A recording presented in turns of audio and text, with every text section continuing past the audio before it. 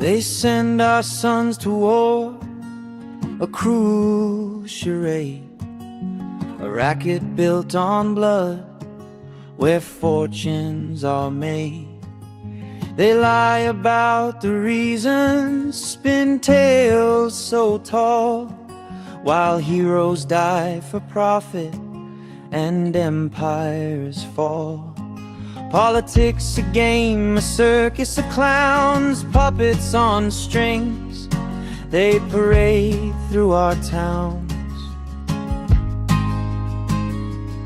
They distract and divide us with hate as their tool, pitting brother against brother in a world they misrule. When the powers that be warn you not to go beyond the pale, then that's a sure sign there's more to the tale. Their anti-human agenda, it's plain as the day. They view us as bugs in their cold, heartless play. Eat insects, they sneer, while they feast on the land. Depopulation's their goal, with a tightening hand. Civil rights torn to shreds in the name of their peace. A police state rises where freedom's all seized. Gaslight us with propaganda, their lies never end, twisting truth in their grip till our minds start to bend. When the powers that be warn you not to go beyond the pale, then that's a sure sign there's more to the tale.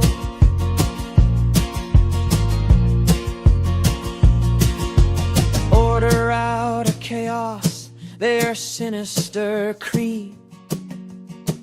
They spark the flames, then offer what we need. Economic stagnation, they choke out our dreams, while divide and conquer rips us at the seams. They fan every fracture, they stoke every fight, left against right, till we're blind to the light. Yet beyond their pale lies the truth they conceal, a world where we're free, where our hearts can still heal. When the powers that be warn you not to go beyond the veil, then boy, that's a sure sign there's more to the tale. So step past their warnings, their fences, their lies. See the world they've been hiding with wide open eyes. Beyond the pale, where their power grows frail, we'll reclaim our future and truth will prevail.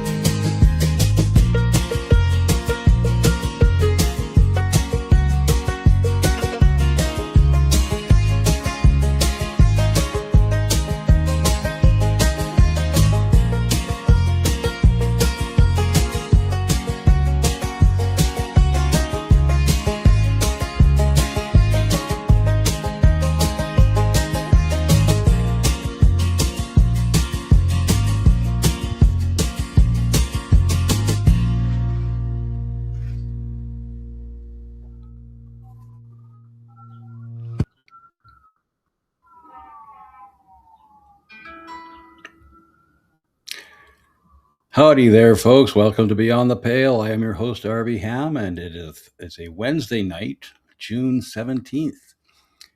Going live with Matthew Ehret here to discuss Disclosure Day, the whole alien agenda thing, the psychological manipulation, the operation, everything behind it. Just waiting for him to return, and there he is, Matthew Ehret. How you doing, buddy? Hey, good, RB. How are you? I've been watching you all week over at the Duran and a whole bunch of other places discussing this very subject, and very interesting. The timing, of course, because you go back through history. At one point, this is all tinfoil hat stuff, very fringe. Now all of a sudden, it's mainstream, and you even have governments like in the Senate holding disclosures on. On UAPs, they're calling them now, not UFOs, because it sounds like it's less tinfoil hatty. Mm-hmm. Unarmed, what is it? Unmanned aerial They're, phenomena. they're yeah, they're rebranding all of the terms. Like pedophiles are now minor attracted people, so that's more socially acceptable. The UFOs are now UAPs, so now it's Yeah, socially acceptable, and makes yeah, sense that Steven Spielberg would be all over these things it would. And on we both may cases. get into the we may even come to the point where we look in Mr. Spielberg himself and some of his past. His very first film, Amblin. Have you ever watched it? By the way, his very first No, I film, Amblin. haven't. That's where Amblin Entertainment got its name from his first film. I didn't. Yes, What's that about? I didn't know that. it's it's his very first film. It's like 38 minutes long. It's a hippie film set in the late '60s, where a guy goes hitchhiking, or he goes in a VW van, picks up a girl. They have a romantic sexual affair. No words are spoken except for a soundtrack. They go to a beach. He goes jumping into the beach, fully clothed. She looks through his suitcase and finds stuff that's odd: a suit, a tie, um, and what is it? Toothpaste, mouthwash, and Phillips milk of magnesia. You, Milk and magnesia. That's for when you're constipated, right, or something. it's Or am I also wrong? what pedophiles feed children so they will clear their bowels. No. Yes, and it's in his first film. I Oh. just blew your mind, Matt. Whoa. Yeah, you got me, man. You got me. I didn't. and Whoa. then and then she looks disappointed, puts everything back away, and then walks up the beach and leaves. No And words that's the end of the spoken. film. No words spoken in the film, just a couple soundtracks. And the fact that that became the theme for his Amblin Entertainment that produced so many movies. That says a lot. And that also makes a lot of sense when you look at like what he did in his most recent film, which we're going to talk about today, I suppose. Yes, we Disclosure are. Day, which you and I both watched last night. Cynthia and I Yes, we did our finally, yeah. we did our due diligence. I took my wife to it, Hmm. and we went to we did the VIP experience. We could have the reclining seats just in case we fall asleep. We're comfortable, you know. And there were times where I was starting to nod off because it hit all the old tropes, all the bull crap of the alien grays and the Yeah. mind control and all that What'd you guys stuff. think? What'd your wife think? What'd you think? Like overall, when you walked out of it? My wife is incredibly just. She looked at, she's not into it like I am. The deeps like the day after Roswell, I fell for this when Of Corso course, brought, so yeah, and then of course good old Jim Marr's alien agenda. He comes closer to anybody trying to tell us we're being psyoped. right. And then I have the secret history of extraterrestrials, advanced technology, and the coming new race. And this was the transhumanist look at it, saying, Ooh.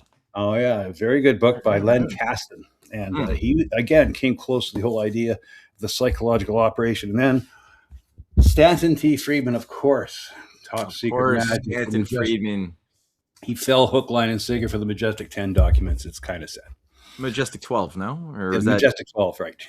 Majestic Yeah. 12 document. Well, I got the sense that he probably I feel like when I've listened to a lot of his Yeah, interviews at this point, and when I hear him speak and I look at his role in invoking or re-invoking the big narrative back in the 70s, because he revived the Roswell story. He was the first one with the National Enquirer, yeah, and they quickly brought William Moore online to participate in the ritual, with William Moore, being assigned with or Chris Berlitz to write the Roswell incident book that kind of popularized the story. And And this guy just seems like he's so self-aware. He speaks in a tone that at this point it's hard to put into words, but it's the sort of character type, the personality profile that I feel is of the higher level magicians who Hmm. are very aware of the ritual that they're participating in, kind of like J. Allen Hynek, who is Yes. also very self-aware, of a similar stature, I find, as Friedman was. And I Hynek actually was don't know, kind I of don't like, know as much about Friedman's background. Like, yeah. I know more about J. Allen Hynek's Rosicrucian magician Oh. background. Stanton Like, Friedman was a nuclear physicist. I always thought of nuclear physicists as kind of magical thinking people. did he And participate in the Manhattan Project, I'm or pretty was sure he younger than that? I think he was a periphery of Okay. that.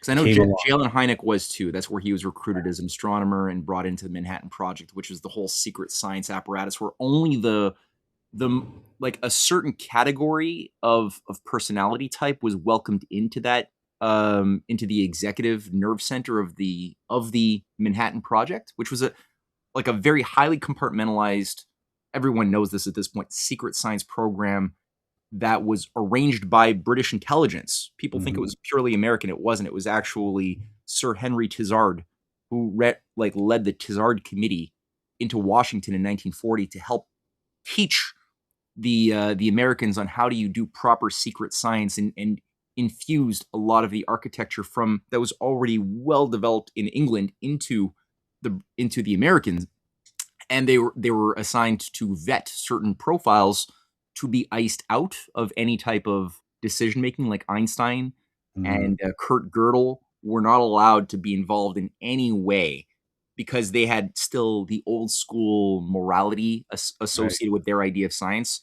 So they weren't allowed to take part. But the Oppenheimers, the Zillards, the Leo Zillards, the those who had been initiated into the esoteric worldview of that was sort of the part of the governing intellectual lever of control. They were allowed into the various highest echelons of the nerve center. So it makes sense that it would be through that a lot of these, like they were. I mean, Hynek was a young guy. Friedman would have been a very young guy during that time, but they would have been ushered in and initiated in that milieu to keep the tradition going of using science at the service of the occult for the Yeah, purpose and of and social Hynek engineering. and Hynek even kind of played the role of the professional wrestling. Hynek first comes in and he's completely debunking everything, and Yeah. then he does the heel turn or the good guy or the Yeah. baby turn, and then becomes a advocate for them. Of course, right? The whole It's the same, yeah, yeah, and it's the same thing that Eric Weinstein is doing today. It's the same model right. where Weinstein is he was sold as being the critical thinking role model who was going to debunk all of the UFO stories, and he did that for a very short period, much shorter than Hynek. Hynek maintained that for at least like 20 years before he had his big conversion.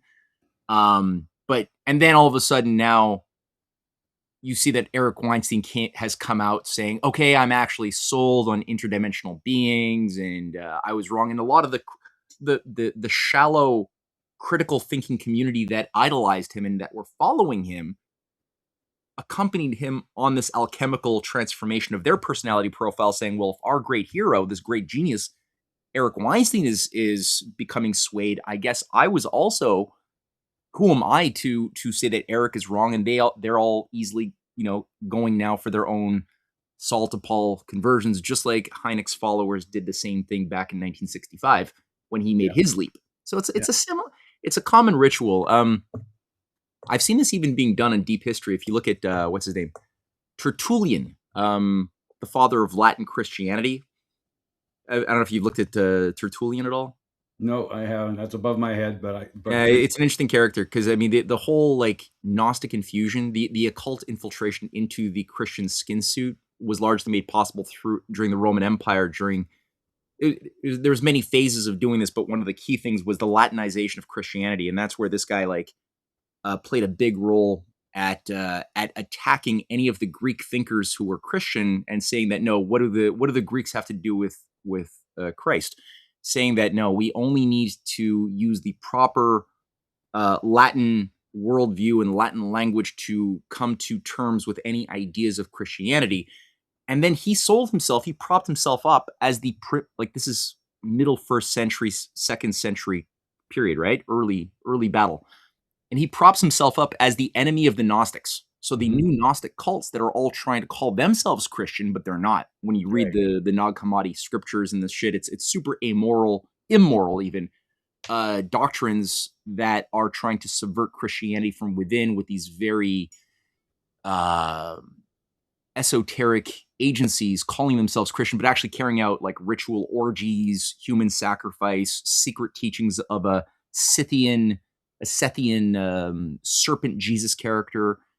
And so he's like representing Orthodox Christianity of a Latin sort and battling the Gnostics and coming out as like the champion of like, you know, like traditional Christianity on the one side. And he's doing this for years and years and years, but his method sucks. So when you read Tertullian and his attacks on the Gnostics, even though the Gnostics are garbage, his arguments against them are terrible because he's not using reason. The reason that God gave all of us to use and get better or worse at, ideally God probably wants us to get better at using this power of reason. He doesn't use it. He actually really doesn't believe that's even holy. He thinks that you should only use the literal scripture as a battering ram to enforce obedience in heretics or destroy the heretics. If people follow that method, they're really going to do damage to the thing that they think they're defending when they call themselves Christian. Now, number two, later on in life, like the last 20 years of his life, he has this big conversion after he's made a name for himself, trying to attack all of the Platonic Christians who were using in properly so Greek, like Origen and there's so many of the Clement of Alexandria, like all of these are like really good people who are using the power of reason and saying question everything, you know, like don't take anything for as assumed a priori to be true. And if something is true and the Bible says so, don't necessarily just say it's true because the Bible says so. Say it's true, and the fact that the Bible says so might say something very good about the Bible and its thinking, but don't use the opposite way of logic that's incompetent, and you'll do damage to the truth. Tertullian, he does a big road of Damascus conversion, and he becomes a Gnostic. So, and he literally joins the Montanist sect, which are these, you know, end times eschatological, orgiastic Gnostics that he ends up following, who go into like altered states and spew out, you know, higher teachings of like talking in tongues or handling snakes. Yeah.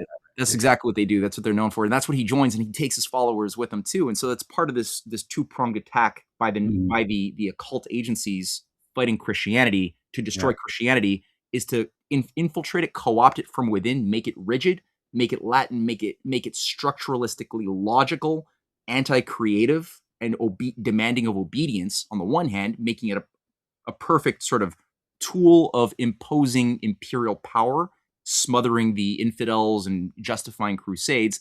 And on the other hand, you then also co-develop these Gnostic alternative paths for free thinkers to jump into when they don't like the rigid structures.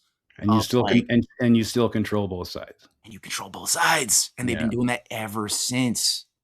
So it's The more things change, the more they stay the same.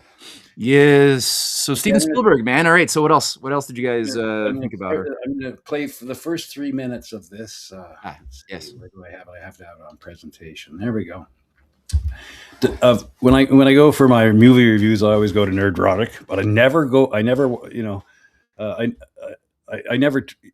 like this guy because he doesn't go too deep.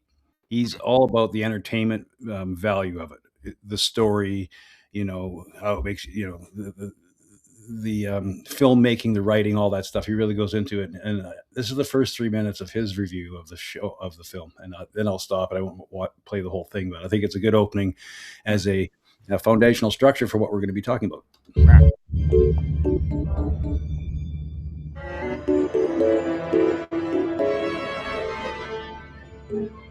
What's that movie? If everything's ready, you're on the dark side of the moon. Third Encounters. Oh, that is? Oh, I thought it was taking place. I thought the landing was happening at like a mountainside or something. Oh yeah. Oh yeah. Right. It's been 50 years. Oh, of course, yeah. Richard Dreyfuss. So that's how it started. And that's how it's going.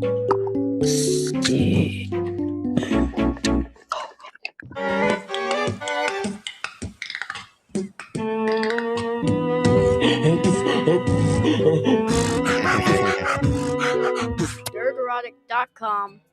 Greetings, you over 1 million lovers of cinema, for which every single one of you has enjoyed a Steven Spielberg movie at one point in your life, and the 40% who haven't subscribed yet, who have also enjoyed a Steven Spielberg movie or 10 at some point in your life. This may be the most difficult review I've ever had to record in the history of this channel. While I obviously have no problems ripping a bad movie, and quite often, oh hell, all the time, I enjoy it, this is not that day. I do not relish the thought of giving a Steven Spielberg movie a bad review, but here we are. This is the cinematic equivalent of taking away Grandpa's car keys, because without a doubt, Disclosure Day is Steven Spielberg's worst and most disappointing film by far. And yes, I'm including 1941, his subpar segment in the Twilight Zone movie. Hook, Always, BFG, and Ready Player One are masterpieces compared to this, and I would go so far as to say that Indiana Jones and the Crystal Skull is better than Disclosure Day, and that's not even an Indiana Jones film. I would even watch the most vanity project in the history of vanity projects, Fabelmans, over watching Disclosure Day again. Steven Spielberg doesn't have a perfect record, but even in his mediocre films, there's a certain amount of cinematic excellence. They were well directed despite having crappy stories. The same cannot be said for Disclosure Day. And full disclosure for me, I'm not only a UFO enthusiast, I'm a hardcore believer.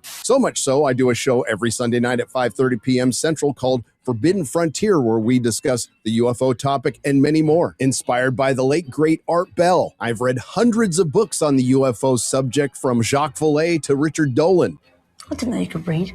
And considering Steven Spielberg wrote and directed the greatest UFO movie of all time, Close Encounters of the Third Kind, I was cautiously optimistic. The best description of Disclosure Day, I mean, aside from it being Nuns on the Run, which is pretty spot on, is that it is the most boomer movie of boomer movies in the truest sense of the word boomer. Now, of course, the corporate critics love it, and the cope out there is we plebs didn't understand it. So forgive us for being so media illiterate that when we go to see a movie called Disclosure Day, we expect to see some actual disclosure and not an entire film about the lead up to it, leaving out all the interesting stuff, what happens after Disclosure Day. But we got you, media illiterates. And you heard me right. Not sorry for spoiling this, because I'm saving 2 hours and 25 minutes of your life. The actual disclosure happens at the very end of the film in the most cringe way possible, and we don't see what happens afterwards. The film revolves around three underdeveloped primary characters who you could care less about, starting with Daniel Kellner, who's modeled after Edward Snowden, a man who is considered a traitor by all the politicians Steven Spielberg supports. Daniel steals alien technology that looks like the crystal from the Fortress of Solitude and long-hidden files of human-alien contact from a government agency called Wardex, the most incompetent government agency this side of chaos from Get Smart. There's a boomer reference for you. He does this because he feels like humanity has a right to know something I completely agree with. He manages to free his girlfriend, who used to be a nun, from the most incompetent government agency this side of chaos, and it plays out like this. Oh, Lordy Lord, he's desperate.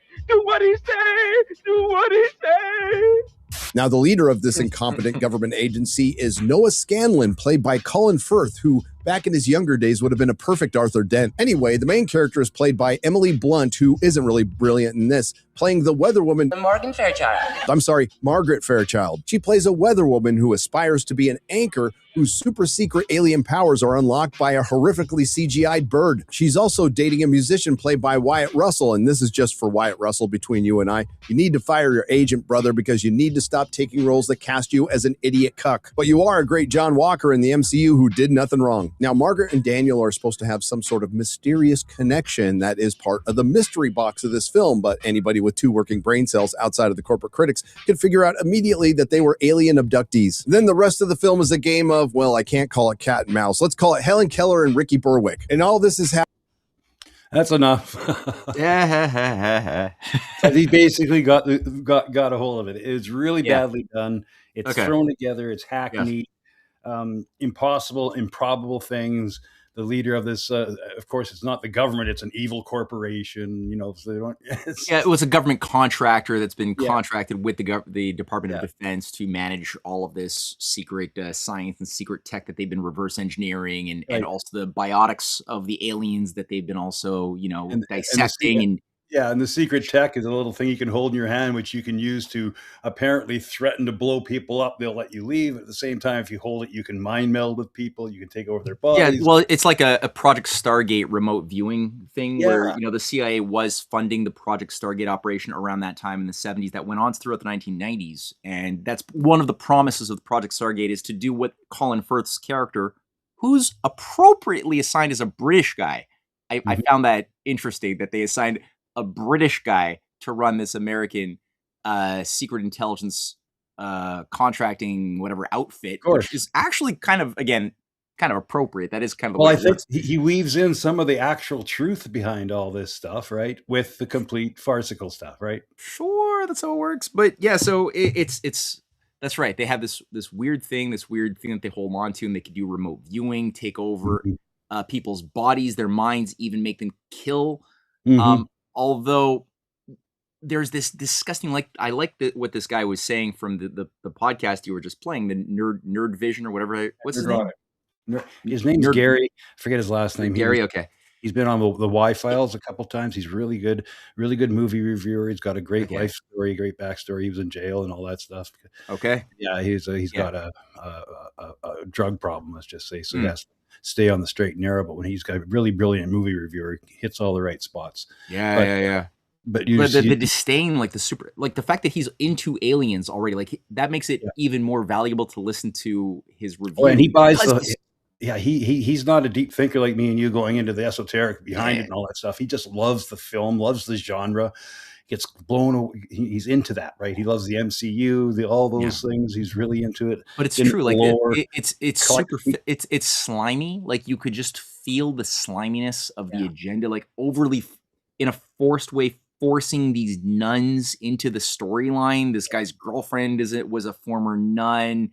She's yeah, got Mother Superior, who she's interfacing with, who's actually a super open-minded believer in aliens. of course. And you've got this whole kind of just these forced dialogues, or that are supposed to induce an empathy in the audience that forces people who do have some connection to their Christian faith or any faith to go along for this dialectic journey to come to the Well, conclusion you that, have to I remember, guess, like, it was at least 20 years ago now yeah, that the Vatican Church funded that telescope project in California, and they called it Lucifer, right? yes, And oh so, yes, yeah. and 20 years ago, I they were forgot saying, about well, if that. there are aliens out there, oh, that's great. We'll just convert them to Christianity once we find them. Yeah. Well, that was one of the big coups that Pope Francis, the Jesuit Pope, was able to invoke, was to extend. He passed some sort of an edict extending the sacraments to alien beings Yes. when we find them. And I'm not against the idea, but in principle, I'm not against. I don't even disbelieve that there is intelligent life that's very likely out there in our galaxy, in the universe. Or interdimensionally. I don't even know what that means anymore. The very word interdimensional at this point, people don't even like look at the dimensions we do live in with and can investigate. We don't even look at those things, and we're already talking about like what's in the fifth dimension and how do we use, what kind of drugs do we need to Yeah. access the fifth dimension. So I don't even know what that means anymore. But all that to say, it's a big universe. So, sure. But the agenda and the sliminess of how it's being worked into the reform of Christianity, into the reform of our culture, it's so dishonest, it's so ugly and pushed by pedophiles, which again comes through. Like Cynthia was telling me when the movie was over, she's like, "Do you have like a strange urge to legalize pedophilia?" And I had to laugh because Well, Spielberg does infuse a lot of very disturbing imagery, right? The that's symbolic pedophile-oriented imagery throughout the whole thing that does indicate that the children who were getting probed were going through ritual MK Ultra abuse. exactly, and that's what I want. This is of all the reviews I cast about that Mm. closely went to what I was thinking amongst this. This is from Jonathan Pajot over at X. Give him a follow. I promise no spoilers as much as possible. Here's the basics for Disclosure Day. It is one of the most shocking pieces of propaganda I've seen in a while. It is the last call of the World War II consensus. Aliens are your saviors, and empathy is the only virtue. In a post-Epstein world, it dares have a story of children seduced and kidnapped by aliens pretending to be Disney-style animals, taken to Hansel and Gretel's house, this is what it is called in the movie, to be imbued by aliens in a way so traumatic that they forget and repress it until they're adults, only to discover that this initiation has given them the power to see people's secret thoughts, pretend to be other people and use that to manipulate, make things in plain view disappear, translate foreign and alien languages, be a passenger for the aliens' message to the Yes. world.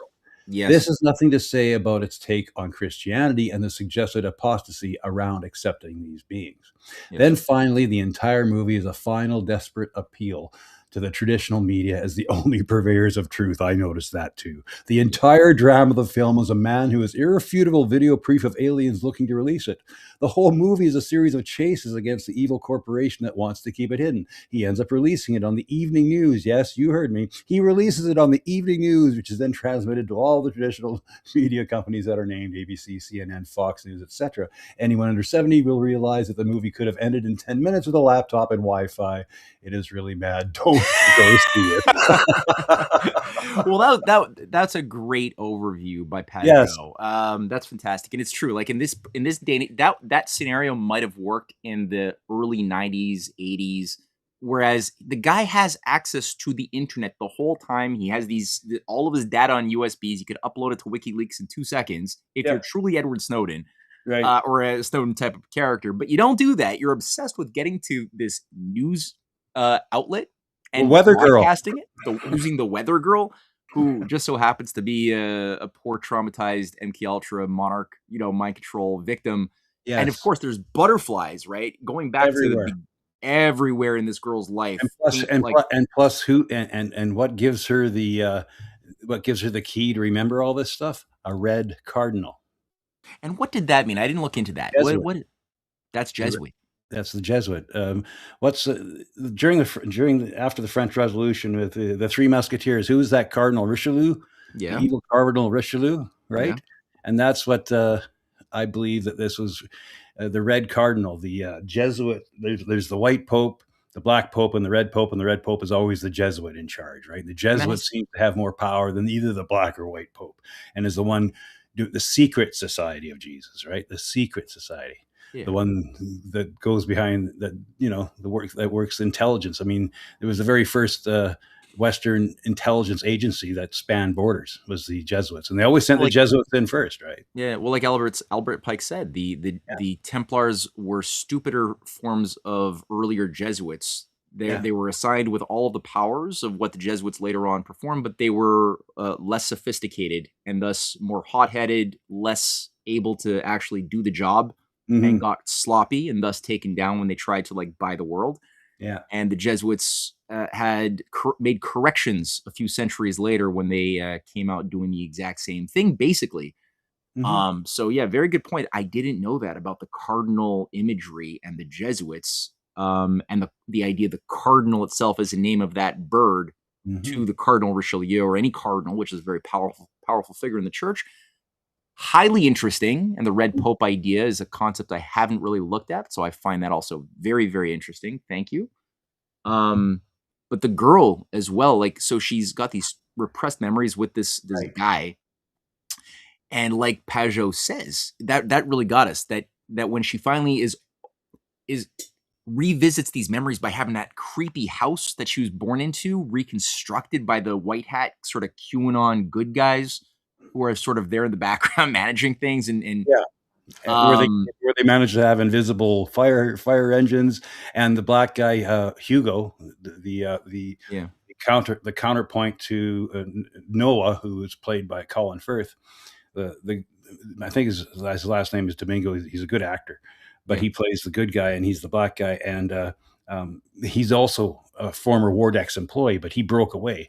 They let him leave, I guess. They didn't kill him. I mean, No, I think he escaped with 12 of his disciples, 12 employees that left with him because he had a spiritual awakening with this entity, one of the surviving Greys, because they can't fly, they keep crashing, and one of them has been kept alive for decades. Yeah, and he was assigned to interface with this thing and develop a special secret bond. Yeah, and it sort of, it's alluded to that it sort of had control of his decision making at that point on, and was telling him, who do you recruit? Oh, and it was that gray alien that was telling him to recruit that young guy who's the Edward Snowden character, because they knew that he had been a child abductee who had a special connection because he was anally probed and given special powers. And he was the one who was then recruited into this agency and assigned to accumulate and then steal the data, which Hugo was then guiding him for. So Hugo's kind of like the John the Baptist kind of character with his own disciples that he took from this secret agency that then rebuilds her family home so that she could revisit the traumatic experience of having had these beings come into her bedroom when she was like 8. But they And that don't was rebuild. But they don't rebuild his family home. I guess they wouldn't fit on the set.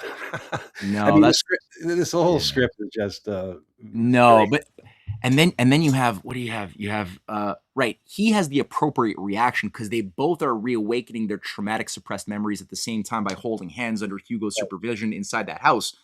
And these are just totally spoilers. I don't care, right? We don't care that we're gonna spoil. It's okay.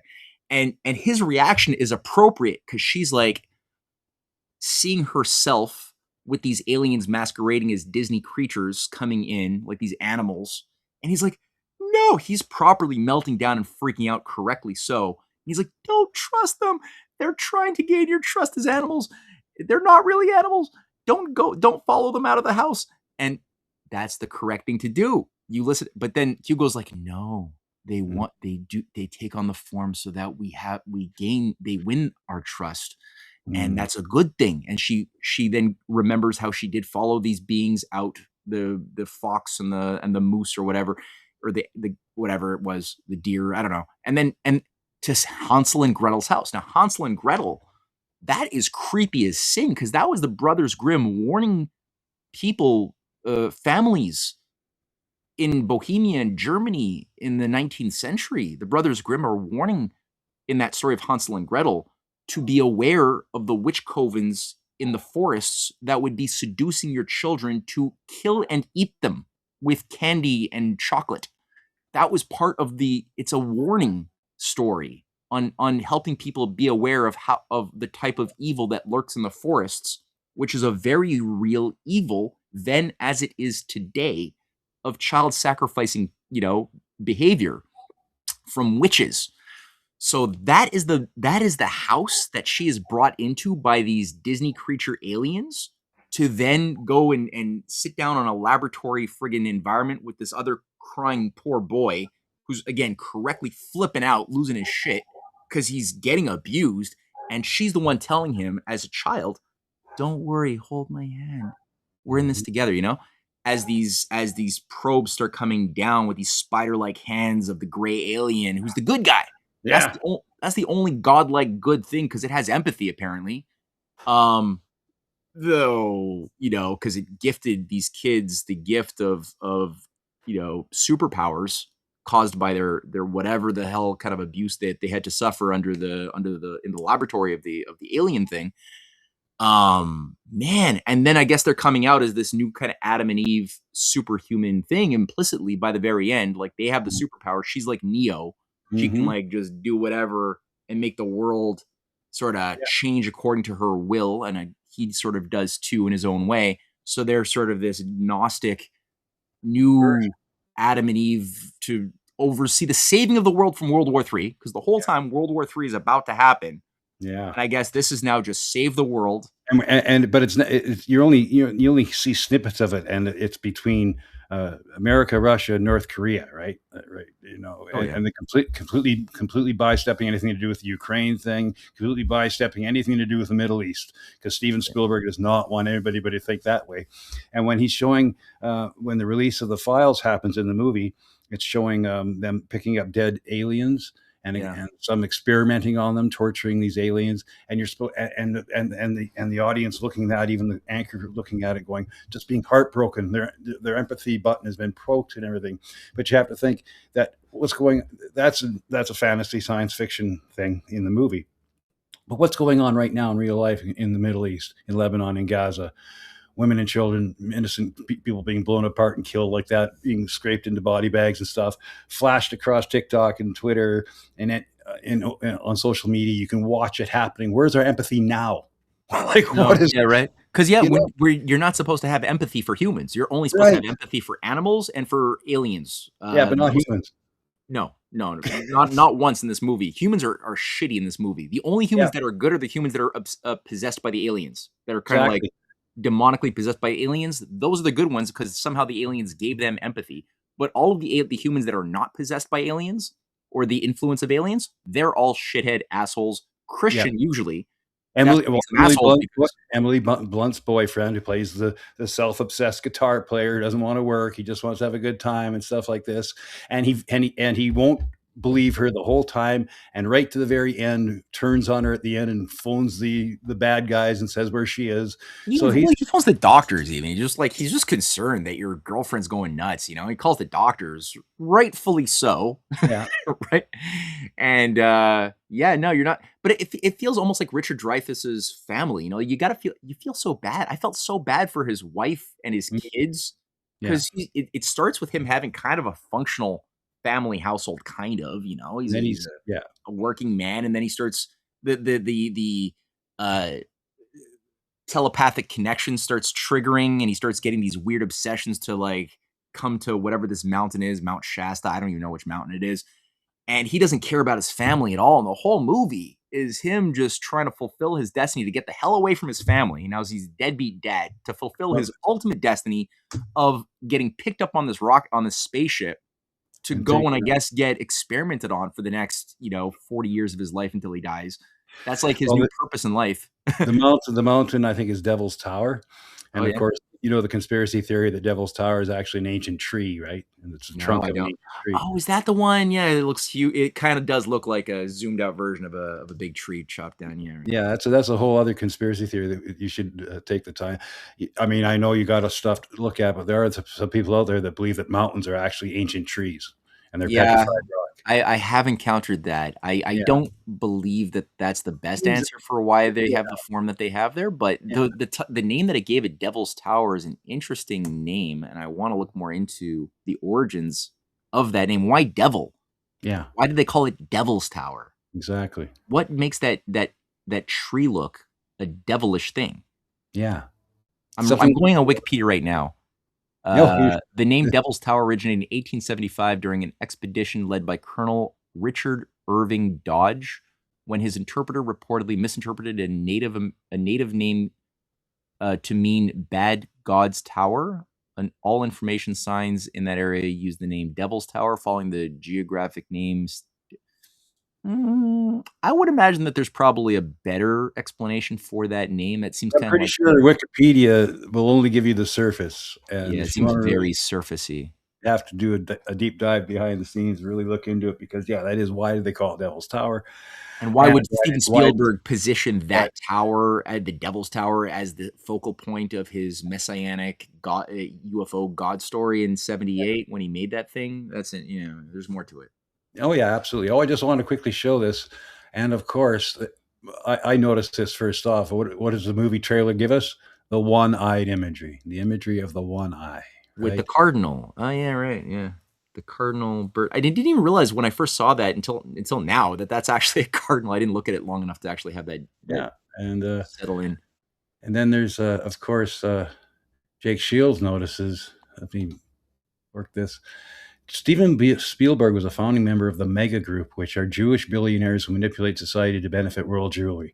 Now, I'm just going to talk to Jake Shields directly. If you're listening, Jake, quit with the Jew stuff, okay? I mean, we're talking like Jewish billionaires / Zionists / Muslim / Christian.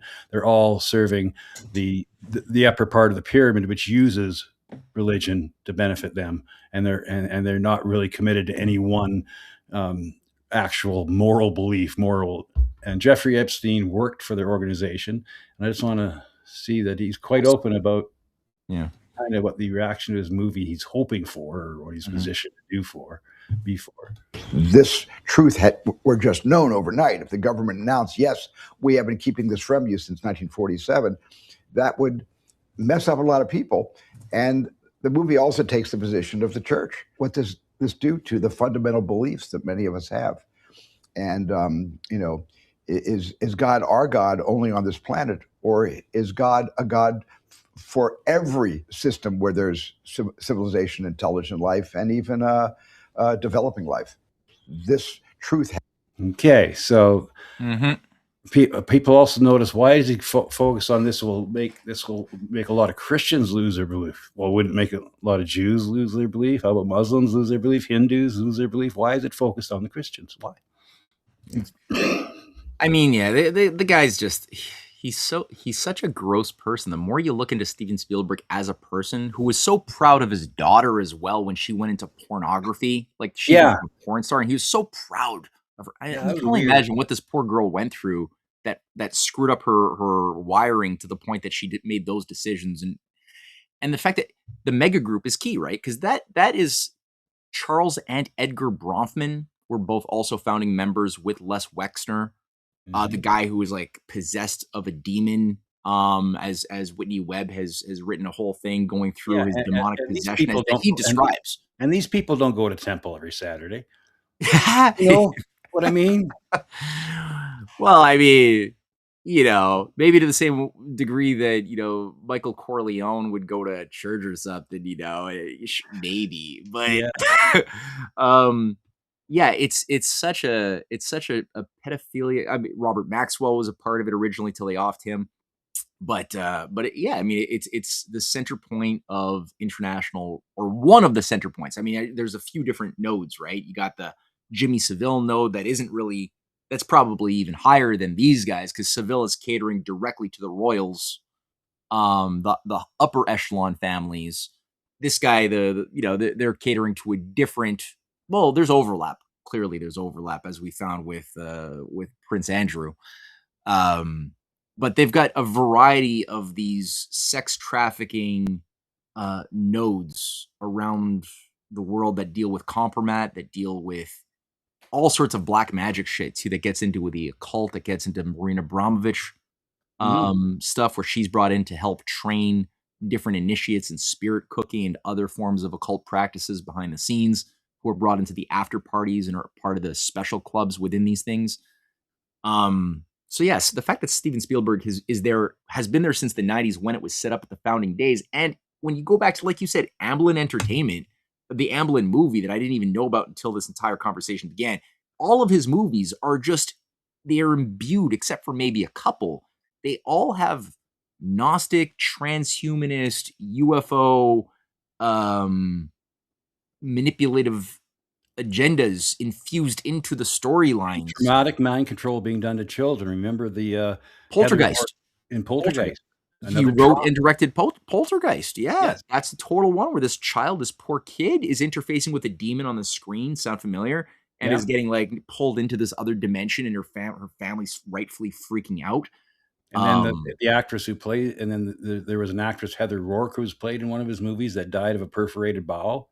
No, I didn't know that. No, You didn't know about Heather Rourke? Oh No, my I didn't God, know should about have had that. that teed No. up. I thought you'd already know that.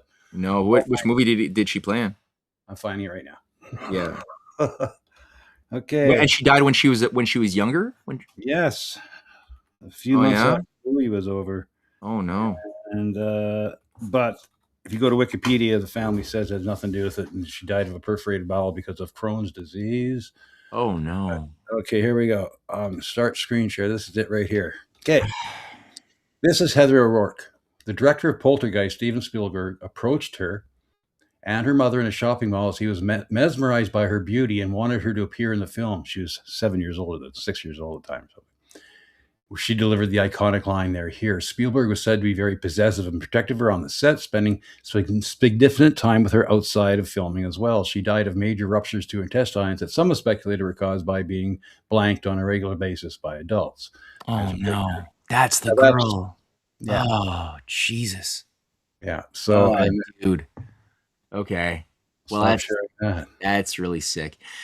Yeah, there's yeah. I mean, and if you look Guys, at- I know Kurt Metzger has talked about this before Mm. too, and but I'll quickly go to Wiki. If you can go to yourself, go to Wikipedia, put in Heather Rourke, and they say she did die of a perforated bowel, but it was because of Crohn's disease. But she was very young, 8 years old at the time. That's pretty young to die of Crohn's disease, isn't it?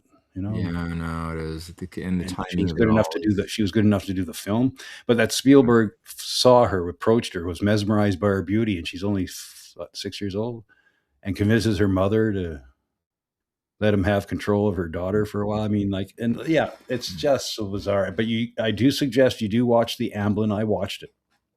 Mhm. At the start of it, you're kind of going, so okay, this is Spielberg's first film, and he's just going to be some artsy fartsy thing, and then when it gets to the part where they go to the beach and he goes splashing fully clothed and she looks through his bag, you can almost tell there's something. This is like he's what's the word I'm looking for?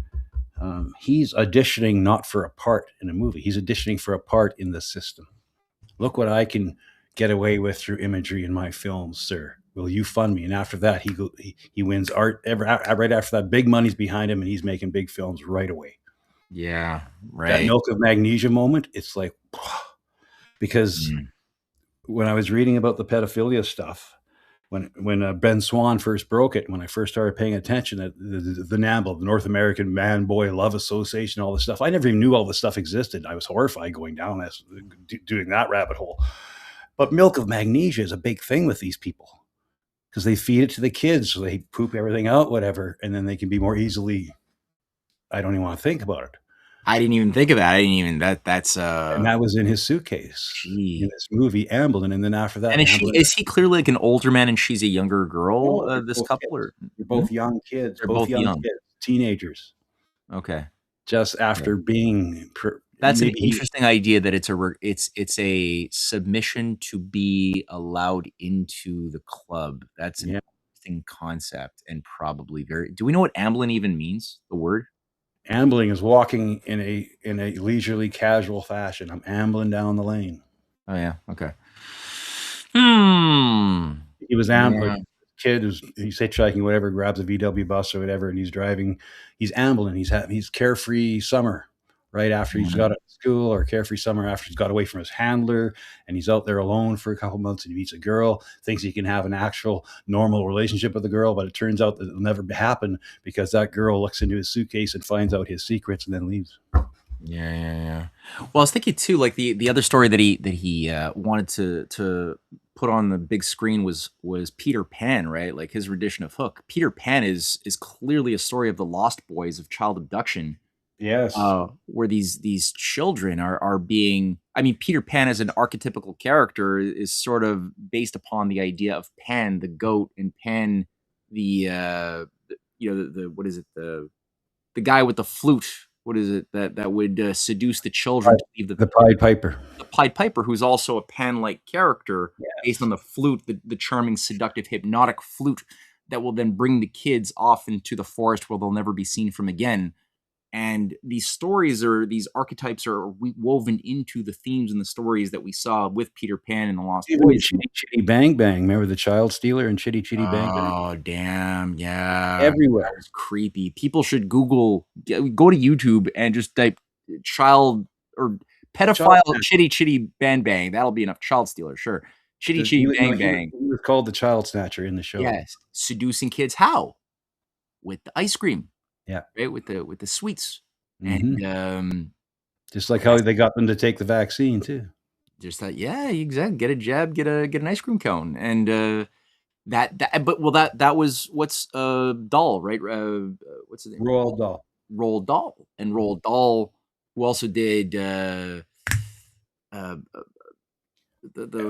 and the Blue Cheese or whatever. I was thinking of Willy Wonka and the Chocolate Factory, Yeah, he did which that. Johnny Depp, the Satanist, directly chose to play a role in that one, more recently in the updated version of it, at least.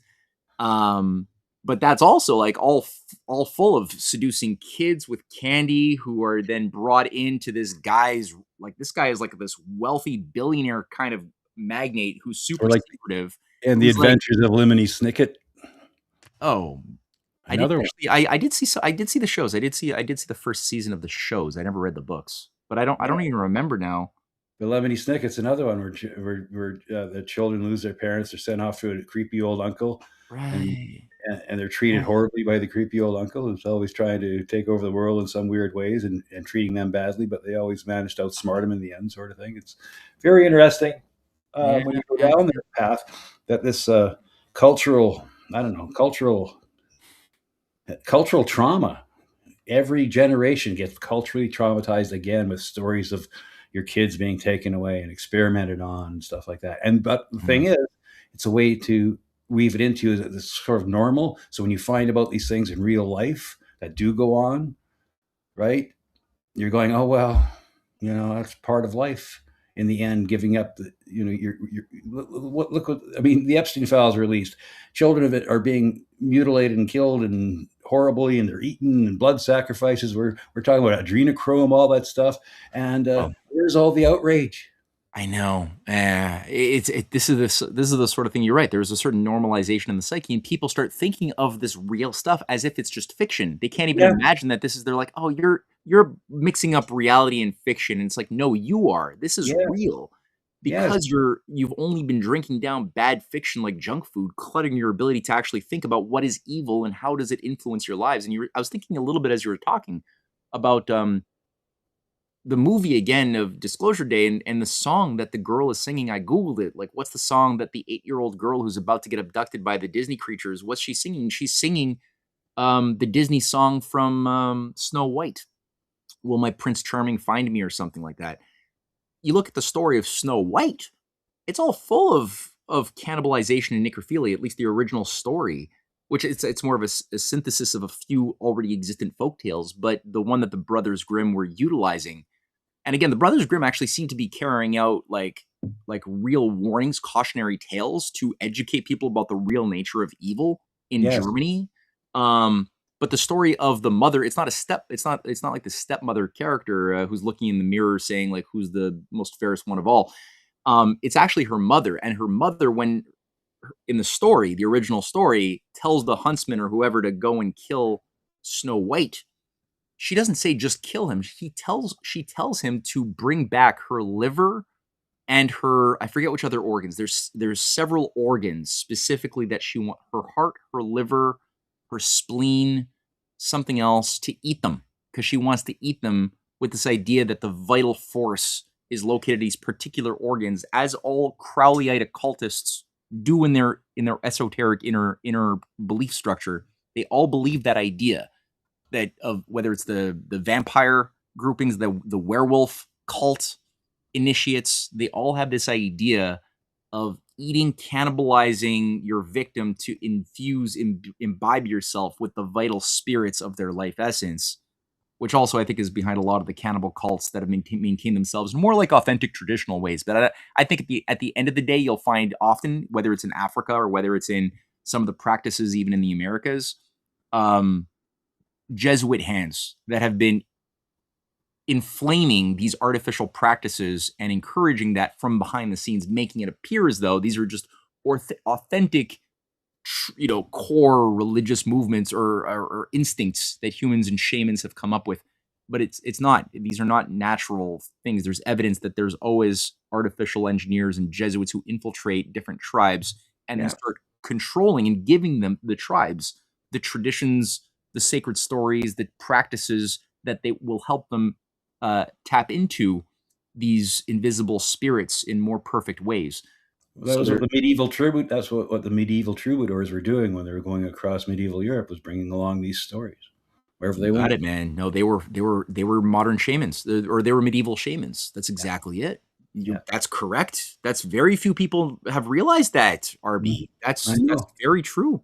How do you think all those stories got once the Roman Empire went in and did their thing, whatever, and then when they retreated, the Jesuits trained all these medieval troubadours to go across and reinforce these old ideas. And the troubadours were the chivalric Gnostic sects that created these chivalric orders, were set up by the court troubadours, like in the south of France. This is where a lot of them were Frankish in origin, but also had an interface with the Cistercian and Benedictine orders that were themselves sort of synthetic.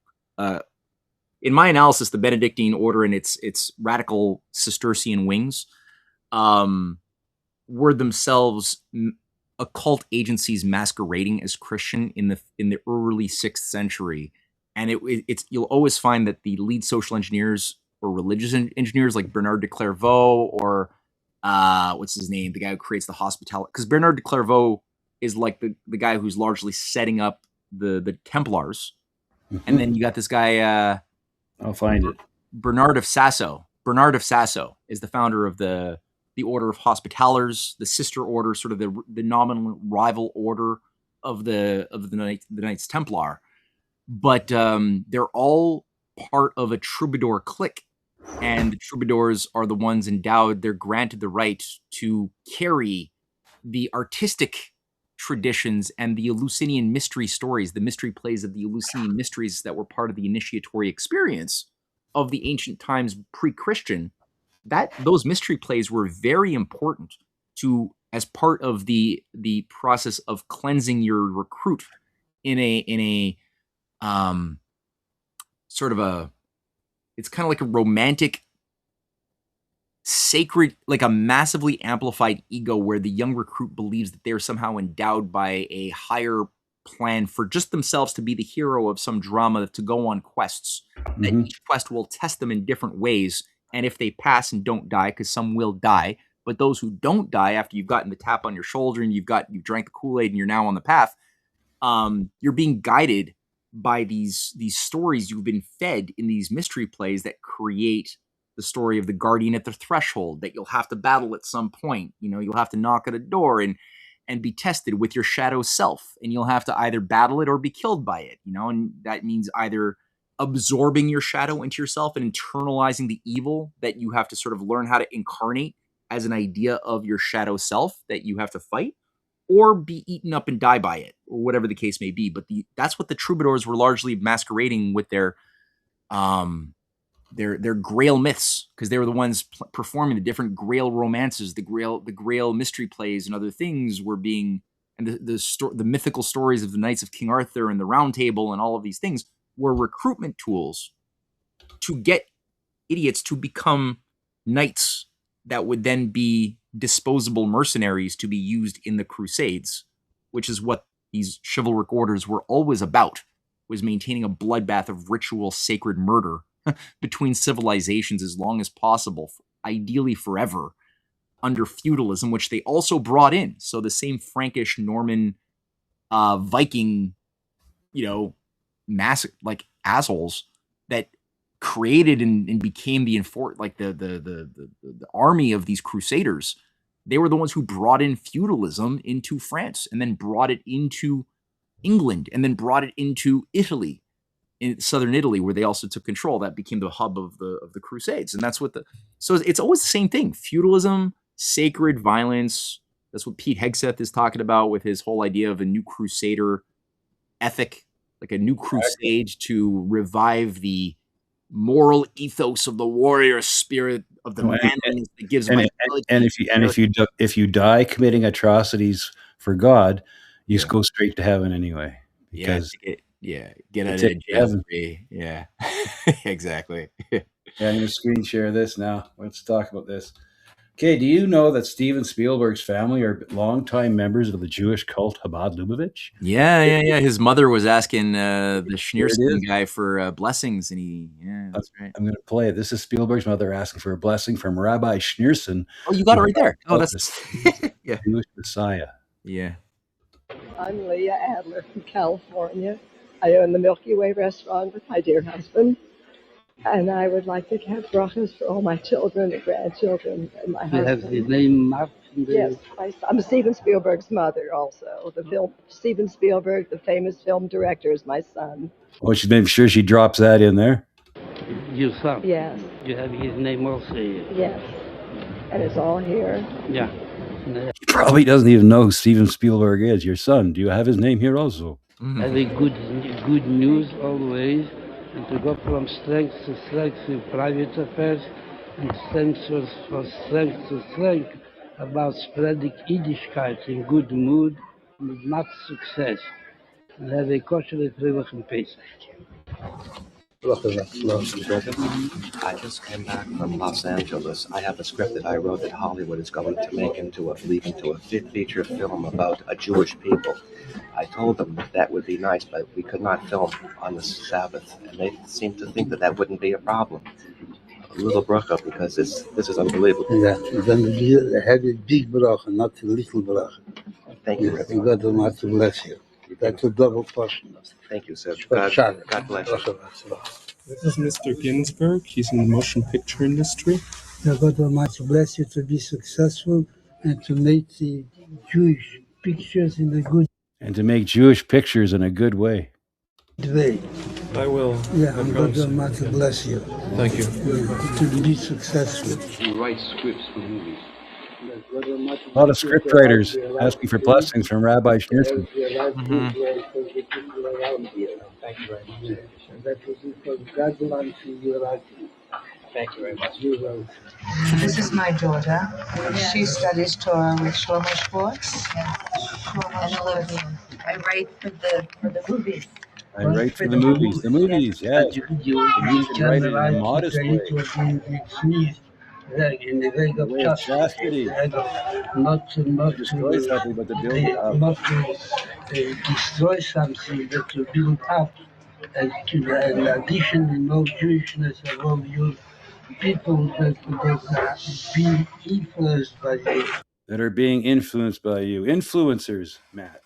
Yes, Blessing yes, all the yes. influencers that are throughout Western culture writing about, when you write your movies, you got to display Jewishness in a good way. You can never, you got to, influence people's minds on how they actually think about the Jewish people. And that's been going on in Hollywood for a long time. And that's that Chabad Lubavitch cult. And look how many of those script writers and movie writers and stuff are there asking for blessings from this rabbi. It's really weird, man. I didn't think they had that much control. Creepy. It is creepy. Yeah, it is super creepy. I mean, that's not a new thing, right? I mean, they positioned these particular controllers of Hollywood back in the 1920s. They were already being positioned to influence a lot of the cultural stories, the things that would shape the zeitgeist of Americans and the Western world more broadly were already being positioned. And it creates like an unfortunate, this is what we're doing. I just released this film with my wife, Black Sun Rising. I don't know. Did you get a chance to watch Black Sun Rising? Let me sec. I'll send it to you. Okay. I'll send you the film later. We don't have to go into detail. I just want to make sure because I watched. You made this, right? Yeah. We just released it last Saturday. I'm running out of I just finished watching your UFO series. Oh, okay. This is kind of like an unofficial episode 5. So I've done the 4 episodes. Yes. Yeah, I'll send it to you. So this is the unofficial episode 5, and it's called Black Sun Rising. And I needed to tell this story because the next episode of the UFO series is going to deal with the origins and influence of the UFO cults, right?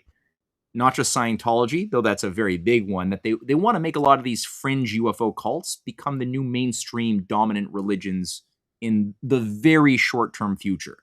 Like post something that is supposed to happen to us in the next 10 years in a big way. And then coming out of this terrorized state of shock, a more malleable population is expected to think that the Raelians, the Scientologists, the Falun Gong, the Chinese Scientologists who have their own master, Li Hongji, who's this intergalactic messiah, all of these things are supposed to become, according to the script, the dominant religions to replace outdated Christianity and Islam and Judaism and all of those things.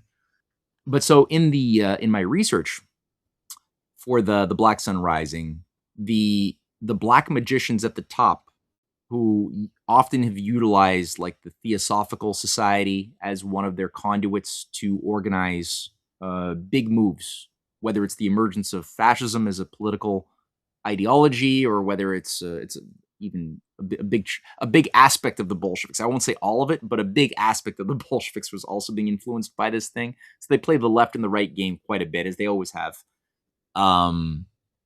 But one of the things that they create certain institutions and certain frauds that are limited hangouts, like the Protocols of Zion, which is, again, there's a chapter in my movie called The Protocols of Zion as a Theosophical Hoax, which demonstrates that even though the protocols that came out of, they originated in Russia in like 1899 by a bunch of very high-level satanic Freemasons around Alexander. This guy who's known as Pappus. He's a Martinist Freemason, a Theosophist, a Hermetic Order of the Golden Dawn member with Aleister Crowley, and he was an advisor to Nicholas II.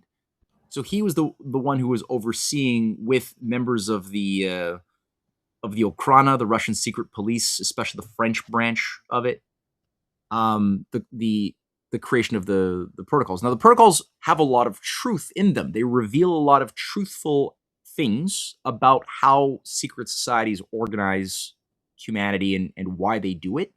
But then they infused, and it's proven, this is totally proven, that it was a complete hoax, that they infused then the Jewish scapegoat as the core organizing force from above, making it all happen to create this Zion-centric world religion and world state. There's a fraud, there's a duplicity in all of this. And so they've been using their they will reward a number of Jews that are high level, kind of like golems. This is how I see them.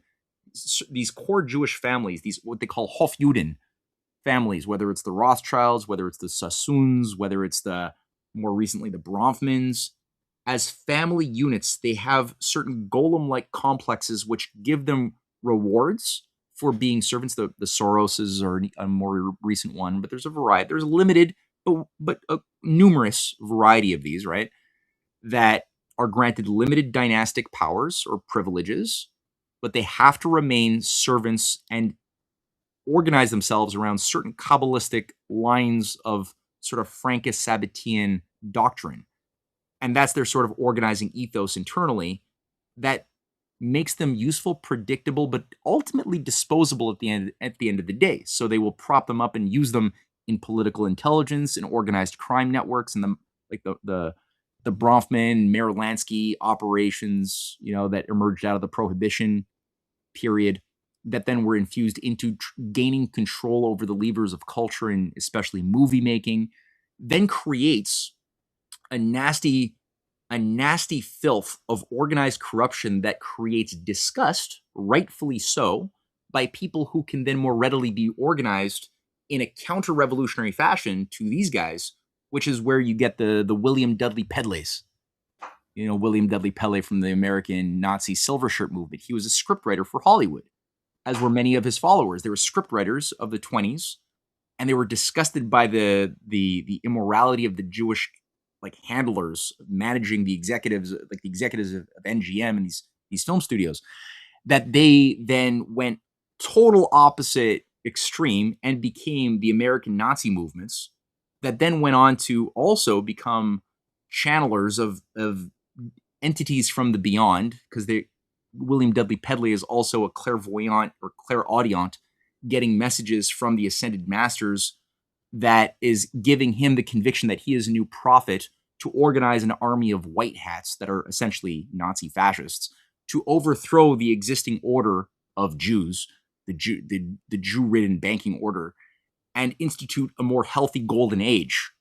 But the guy's a fucking Nazi, and he's overall, when he gets out of jail after World War II is done, he goes and creates some of the first UFO cults, like the William Dudley cult. He creates this cult of the star, I forget, the Star Seeds, or I forgot the name of it. But he has this whole movement, and he's a cult leader, and he's influencing George Adamski, who's also formerly the head of the Royal Tibetan Theosophical Lodge of California, also channeling messages, becomes also a guy influenced by William Dudley Pedley after World War II, and is putting out hoaxes about, Venusian, Aryan, blonde, blue-eyed, alien super beings that are choosing him to create a new dispensation for humanity.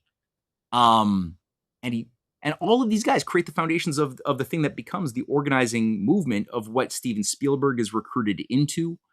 A few decades later, what J. Allen Hynek is a part of, with as early as the Roswell incident is induced, which is a complete hoax from the 1947 July earliest date when the anomalous material did come crashing down in Roswell. Okay, I want to quickly visit that. Yeah. I've always wondered about this. Why did they put out that the first news story that comes out about that is they recover flying saucer. They say it openly in the newspaper, right? It's the first story out. Well, the first recorded elements of what is recorded in official files is like a number of foil. I forget what's. I'm talking about the news release. Yeah, So that's the thing. So there does seem to be who's controlling the media, because Jesse Marcel is a proven liar. Like his whole story, and I get at that in episode 4 of the Hidden Hand Behind UFO series. Everything he has put out as a public image for himself and where he comes from, the degrees he has, the experience in the war he has, all of the stuff. When diggers had gone looking into like whether or not he was telling the truth, he's lying about everything. So the guy is a chronic liar. Right. He does seem to be part of a big joke. Whatever recruited into, because he was part of it. He wasn't just a regular soldier. He was part of, I think it was Air Force intelligence. So he was part. So he's already being brought into something that had been growing as part of this deep state complex, taking over the United States since the 19. Really, and Kenneth Arnold was part of it too. Oh yeah, it seems like Well, I think Kenneth Arnold, and I got to review some of my notes because I was looking into his story a while ago, but I think he might have been, there might have been some blackmail.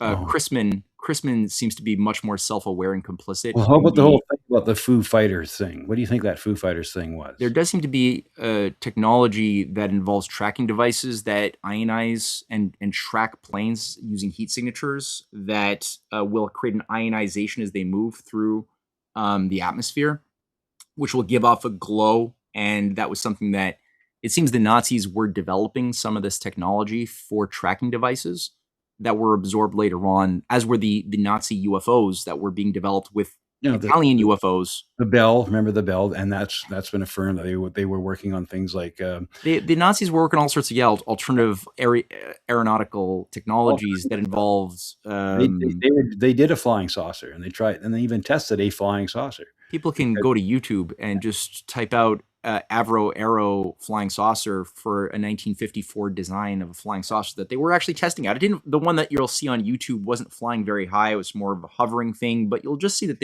these were being tested out. Yeah. And what they allow publicly is only a fraction of what they actually have in their secret. Right. So people see these things, they can't understand them. They go to the government. The government says, "Oh, it's swamp gas." So that's how conspiracies get built. Then they guide the conspiracy as a way into this new religion. I want to quickly say thank you to Dostoevsky because he gave me $5 super chat, a Rumble rant. Cool. I don't get very many Rumble rants, so thank you for the $5. There is unrest in the forest, he said. There is unrest in the forest. Yes. Okay, so we're going to get into the New World religion. So you put up this series. You guys got to go watch this series on your UFO series as a kind of like a back door into getting people into a New World religion. Mm-hmm. And it makes a lot of sense when you take Operation Bluebeam was supposedly Project Bluebeam, right? You maybe talk about that too. This has been in the zeitgeist for a while. How much of it is real? Do you think it would work? Can you get people to start believing in a new religion when they won't even believe in their own? Well, they need human beings. This is one of the X factors of the human condition, is that we all have a yearning of the transcendental. That's part of what the oligarchy understands to be true. So the materialism that they promote is only a cover to stifle what they know is an unstifleable yearning for the transcendental, that we're limited, we're mortal, we're born, we die, there's a certain amount of space, that we can move in the time we're allotted. But there's a part of us that is immortal, right? That we have a divine spark within us. Now, in a healthy society, you would cultivate that. You would encourage that divine spark to grow so the heart and the mind can develop into maturity. And, Plato's dialogues are all exercises in helping the thinker, the student in his academy or in anybody's academy, come to realize and discover on their own terms why it's better to be good than to be not good, why it's better to be just than not just, because we have a soul, because there's something immortal within us that yearns for and that can discover the eternal outside of us that are part of the laws of God's creation. And that's a beautifully good thing. The oligarchy, what they will do is they want to fill it with fake gods. So they will they will try to satisfy that yearning by giving it to us in the form of either secular gods, which are ultimately not that satisfying, like a Darwin, or a whatever fake science they could call real science and have us just say, oh, that explains everything. We don't need God or metaphysics. That's still actually just a god. That's actually just a different form of God without calling it God. You're just too cowardly to call it God. Or inversely, what they prefer is to get a more sacred superstition so that the gods that we worship are controlled gods that the oligarchy can control the levers to and that have no morality associated with them, that are purely amoral gods or immoral gods that demand human sacrifice to be happy, right? Or to end the Drought. the drought, right? So they like the idea of of restoring and normalizing human sacrifice, especially of children, but of all ages, frankly. Just as long as it's a human thing, that we can reduce the idea that there's anything particularly sacred about humans. They want to eliminate that and prop up the idea that, this is why I think part of the reason I'm not against vegetarians, if you're doing it for the right reason, but I think that Hitler's vegetarianism had a lot to do with that he ultimately had this idea that human beings are worse than animals. So it would be hypocritical for us to eat animals because they're so much more pure and sacred than these humans. So why would he eat animals in that sense? And that's where, unfortunately, a lot of the vegetarianism promoted by the theosophical cults tends to have a misanthropic, human-hating element to it that amplifies the sacredness of nature to be better than humans, and that's part of the formula of inversion. So I'm thinking what they're doing now with the UFO thing is this also plays into what else happened in 1946 and 47, right? Because in 46 and 47, you didn't just get the Kenneth Arnold sightings, you didn't just get the Roswell story beginning. Not coincidentally, the moment that World War II ended and a bunch of Nazis were repurposed and given new assignments to run the world. Not disconnected from that, you had at the same time the Nag Hammadi findings in Egypt, right? And that those findings of the Gnostic scriptures in 1946, and then later on the Dead Sea Scrolls found in 1947. I don't think that's disconnected from the UFO project that both had at their core, and I get through this in the movie, Carl Jung, who was a leading figure, not just in the OSS, as he was an advisor to Alan Dulles. Okay, right about here, I want to say, if anybody wants to send this next segment to Jimmy Dore, please do. Right now, he's really into Jung. He's doing he's doing Saturday night readings of Jung's works. Oh, he's a true Jungian. He's encountered his dark self. He understands, and he accepts it. The whole thing, where the dark shadow. Yeah, accept it. Understand your dark shadow, accept it, and then you can move on with life. It's a way to redirect the anger and stuff. He's really into the synchronicity idea and the anti-Freud, because I don't like Freudian psychology either. I can see the flaws in that and all the cultural damage it does. So of course Jung would be a nice if you're gonna need a psychiatric guru to follow. I guess Jung would be better than Freud, but Jung does have his problems now. Go on and a lot of people don't realize that Jung was in intelligence before he became a psychiatrist, correct? Or was he? Yeah, he was working at the OSS, but before that, and he was advising Dulles the entire time. Dulles, who continued to utilize Jung as his advisor after World War II was finished, when he was setting up the CIA, even commissioned Dulles to write a book called Flying Saucers, A Modern Myth of Things Seen in the Sky in the 1950s. Which I really got to get my hands on that book. That looks fascinating. Yeah, it's really useful. It's a useful book. That's a work that Jung wrote himself, right? Yeah, Jung wrote this book, and it basically provides a guidebook for myth makers on how to control the archetypical ideas that are being expressed in the symbolism of the circle, of the flying saucer and other things, and the type of methods that could be used to steer religious engineering around, or a new set of gospels, a new set of legends around these beings from the skies. And he even innovates. He's among the earliest who's innovating the ancient astronaut scenarios that later on Daniken and others are picking up. People like George Hunt Williamson, who's a follower of William W. Daniken's books here. I also have the complete Zechariah Sitchin trilogy. I went. Oh, there you go. Yeah. He's got like 13 books. I think I got them all except one. Oh man, yeah, you were down the rabbit hole. I was really into it. I believed in the 10th planet, Planet X, all that stuff. It was coming from Planet Nibiru every 3,600 years, and they mined our planet in the atmosphere for the gold to keep it. it's fascinating, and it's a great. I mean, there's a lot of space. It's a very creative space. They created a maximum space for the mind to create drama and stories. What Gene Roddenberry did with it. Yeah, which he channeled from the Nine. You heard about the Nine? So, and the Andrea Puharich channelers that were all being sponsored by the DuPonts and the Ford family, who were part of the original Nine initiates. Arthur C. Clarke, the ultimate denizen of them all, because he's working hand in fist with NASA throughout the 50s and 60s, that space program. He was right there, and everything that all those people did at the same time, they were creating a mythos, and that's what your series is about. And it makes sense. I'm gonna have a whole episode just on the sci-fi myth makers who are vetted, because you have to be vetted to be permitted to have your ideas influence the collective dream, because it's shamanic. That's really what it is, and that's what Carl Jung he saw himself as a shaman, as a even a prophet. There's some letters where he's writing, describing himself as he sees himself as a new prophet of a new age, a new dispensation. And he calls for literally transforming Christianity, overthrowing conventional Christianity that he sees as something which is withholding our latent. Even he alludes to psychic powers, and he has this book called I'm reading this right now, Psychology and the Occult by Carl Jung. And this is written, most of this work was in the 1890s, but it continued up into the 1920s, actually 1950s.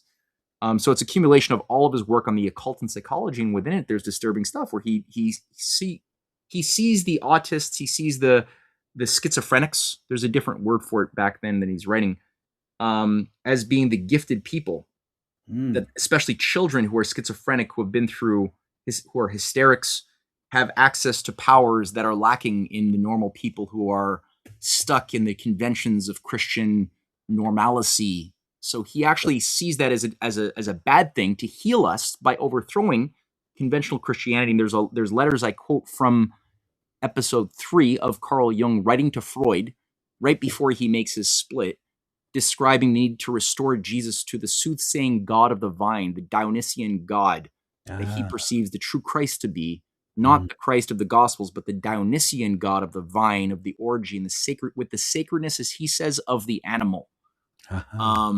So that's, I think, something which is behind his decision to play the key role in the Eranos conferences that he creates with the leading theosophist of Switzerland, Frobe, forgot her full name, but he and this theosophist at Ascona, Monteverita, which is sort of this Bohemian Grove control center in Switzerland. It's actually the ancient center of black mass, if you want to know. That's what Alice Bailey understood it to be. Switzerland sure is a special place. They don't even have to get invaded during war. They get to be neutral. I wonder how that works. Fun. Hold all the gold for everybody. Yeah. Look the other way. There's a reason why that was like Alan Dulles' base of operations, right, in Bern, Switzerland. And I'm sure that was the basis of operations for the German secret police. And Dulles, I forget his name, it wasn't Rydiark Hedberg. That was the first one. But the guy behind the scenes who eventually ended up running NASA. He ended up running what was it called again? Eventually, it was a German secret police division that eventually became Interpol. And he was the head of Interpol. And he was working with Dulles in Switzerland in 1943, 44, 45, planning for the inevitable end of the war. Whoever won, there was a plan in place for both sides. And they established the rat lines to Argentina. They established the gold that they could keep for themselves and invest in South American businesses together. It was bizarre. I mean, they were talking about, they were supposed to be at war with each other, but the heads of the secret police of both the Allies and the Nazis were meeting together throughout, having cocktails. Yeah, it's quite something. It's kind of a sick joke, the whole Swiss thing, eh? Yeah. But so Jung, I think when he was overseeing and devoting his resources to the translations and popularizations of the Nag Hammadi scriptures, which in my mind, based on my reading of the story, the official story of how they were discovered, or the Dead Sea Scrolls soon thereafter, it all seems. You don't think it's organic. You don't think a Bedouin kid just wandered into a cave, somehow found these things, decided to go grab one he thought it might be of value, and go sell it off in a bazaar, the closest town, and whoever happened to get that happened to know a priest who might want to look at these things, and the whole thing seemed inorganic to me. And there's another story too of like a guy named Muhammad who's like running from the law or something, or running from some other tribe that hates him and gets like cannibalized and his heart is eaten, is one of the apocryphal stories affiliated with how they were discovered and how these are how the Nag Hammadis were discovered. And then the other one you had is this Bedouin kid throwing rocks in caves, and then here's a crash of clay jars, and it's like, oh, earth-shaking discoveries that will change the foundations of all religion. Tens of thousands, maybe hundreds of thousands of people had crossed that path before. It was a common road that he was on, and he was the first one that noticed that this cave was open. He's the first one. Like after friggin' 1,600 years, nobody thought to go into the cave after all of that time. Really? He didn't have to dig for anything. It was just right there. Yeah. So for my mind, that was a collective initiation of a generation. So what they did after World War II is we need to not keep these simply for the select initiates to discover, or to have set up for them to be discovered when they finish their quests in their initiatory thing. Now we have to have a coming out party so that everybody can be co-initiated into everything happens around 1947. The CIA is invented. Interpol comes online. At the same time, the Roswell, the same time the Dead Sea Scrolls were discovered. 1947 is the same time. And as I said, Carl Jung's work, his foundation is uniquely responsible for translating, publishing, disseminating all of the Nag Hammadi, the Gnostic Gospels, to try to shake the foundations of the conventional Christianity, at the same time that you have the transhumanist Jesuit infiltration of the church beginning really heavily with the followers of Pietel de Chaldin. There was already there's a battle within the church as well over trying to keep the Jesuits out from taking control. At different times, the Jesuits were banned. Popes were killed. Many popes were killed who were trying to rein in the Jesuits. There's a reason why. And, and they always create this dialectic of the Order of Malta on the one hand, being sort of the right wing, kind of in the case of the Vatican control grid, you have tendency for the Opus Dei faction that filled the right wing void that the Jesuits used to occupy within. President is, but just as a quick aside, just so people understand the depth of this, President Assad of Syria was a Knight of Malta. Well, but I think they actually disowned him for that at a certain point when he became disposable. I think maybe at some time they disavowed him when it became they had to flip the script to make him into a heel, right? Yeah, well, I think part of it is they want to put their seal of ownership on everybody. So part of the thing too is they will, just because, and I don't know Assad, maybe he was in on it. I don't think he was, but one of the things that they always want to do is they want to just put the shackle on you, put the thing and say, as a sign saying, look, by the way, you're ours. Don't think about getting too many of your own thoughts. And they hope that people won't go off reservation. And that's what happened to him. He decided to go his own way, and so they disowned him. Whatever. He's now safe in Russia, I guess. Nobody's heard from him or his wife. I don't know. Yeah, what's going on there? Meanwhile, the Russian Air Force supposedly still has operating bases in Syria. You know that, right? So the new president, the Al Qaeda head chopper, the new president of Syria, has come out and said, the Russian military bases are staying. He's not putting up too much of a fuss about Israel taking over a third of his country. He's allowing the Americans to stay in another third of his country to extract the oil. He's a very compliant head chopper, that one. Yeah, he is. It really is quite something. And also the French Grand Orient was reconstituted in Syria as soon as Assad was out. They brought back, because I think it was his father who kicked them out, and they were brought back in, had a big celebration because they're back in play. But yeah, I mean, the ghouls have been really released, and there's a degree of complexity to this game that's bigger than more people are willing to imagine, and that's troubling. That so many people are not willing to properly appreciate the sophistication of the enemy, and thus fall much more easily prey into the games and the traps that are being set for us by said enemy. And it has, it operates as games within games. There is ultimately weak spots. There's insecurities that this oligarchy has. There's things that they are afraid of. But we're not going to understand any of that, let alone be able to even begin to act upon those strategies that would scare the oligarchy if we can't even get onto that level of appreciation for what it is.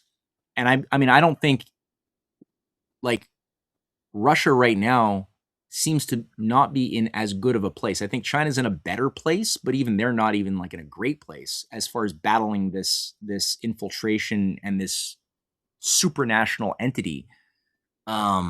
They've had to make a lot of compromises. They're being threatened like left and right. And I think that especially the Russians, I think that there's a big movement right now to get them to compromise on some really bad ideas about how to rework the world order and create sort of a new Yalta kind of division of jurisdictions or of regional spheres of influence. No, we call it the relentless onslaught of the New World Order, and it's not taking any breaks. But I want to quickly end. We're gonna divert from this, but it's not quick much of a diversion because what we were talking about is extraterrestrials, right? Yeah. Ever thought of what the word extraterrestrial means, Matt? Beyond Earth. Beyond Earth or extra? It's extra Earth. Do you understand? Extraterrestrial, extra Earth. It's already here. We can already access it. Richard Byrd gave the game away in a rare interview he gave to Longines. This is Richard E. Byrd, Admiral Byrd, discussing the land beyond the pole in a rare interview. The Earth is hollow. No, I don't believe that the Earth is hollow. Okay, but he's talking about something else that you might want to think about. Admiral Byrd, you've been to both the North Pole and the South Pole. Is there any unexplored land left on this Earth that might appeal to adventurous young Americans? Yes, there is. And not up around the North Pole because it's getting crowded up there now because they find out it's really usable, not only to live in, but militarily. But strangely enough, there's left in the world today an area as big as the United States that's never been seen by a human being. And that's beyond the pole on the other side of the South Pole from Middle America. And I think it's quite astonishing that there should be an area as big as that unexplored. That's a tremendous So challenge. there's a lot of adventure left down at the bottom of the world. Admiral, do you hope to see that? I do. So what does that make? Oh. Hello. Can you hear me? Yeah, I can hear you, but you went off the screen. It's weird. It says this happened last time too. I'm going to try my other screen. Hold on. That's weird. I'm using my computer screen right now, my computer camera, and that's not on. What the fuck?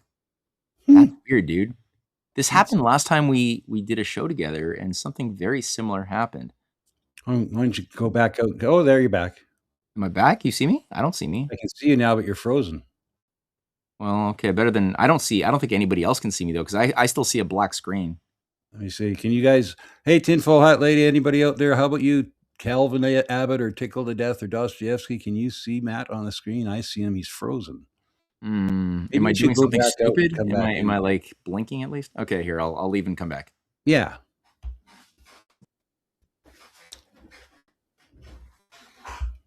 Sorry, guys, for that temporary snafu, but he should be back shortly. He's in Quebec.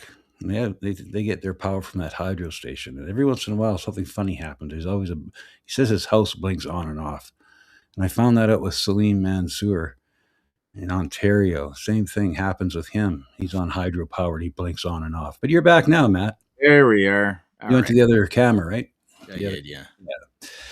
All right. So that's interesting, dude. Yeah, that's fascinating.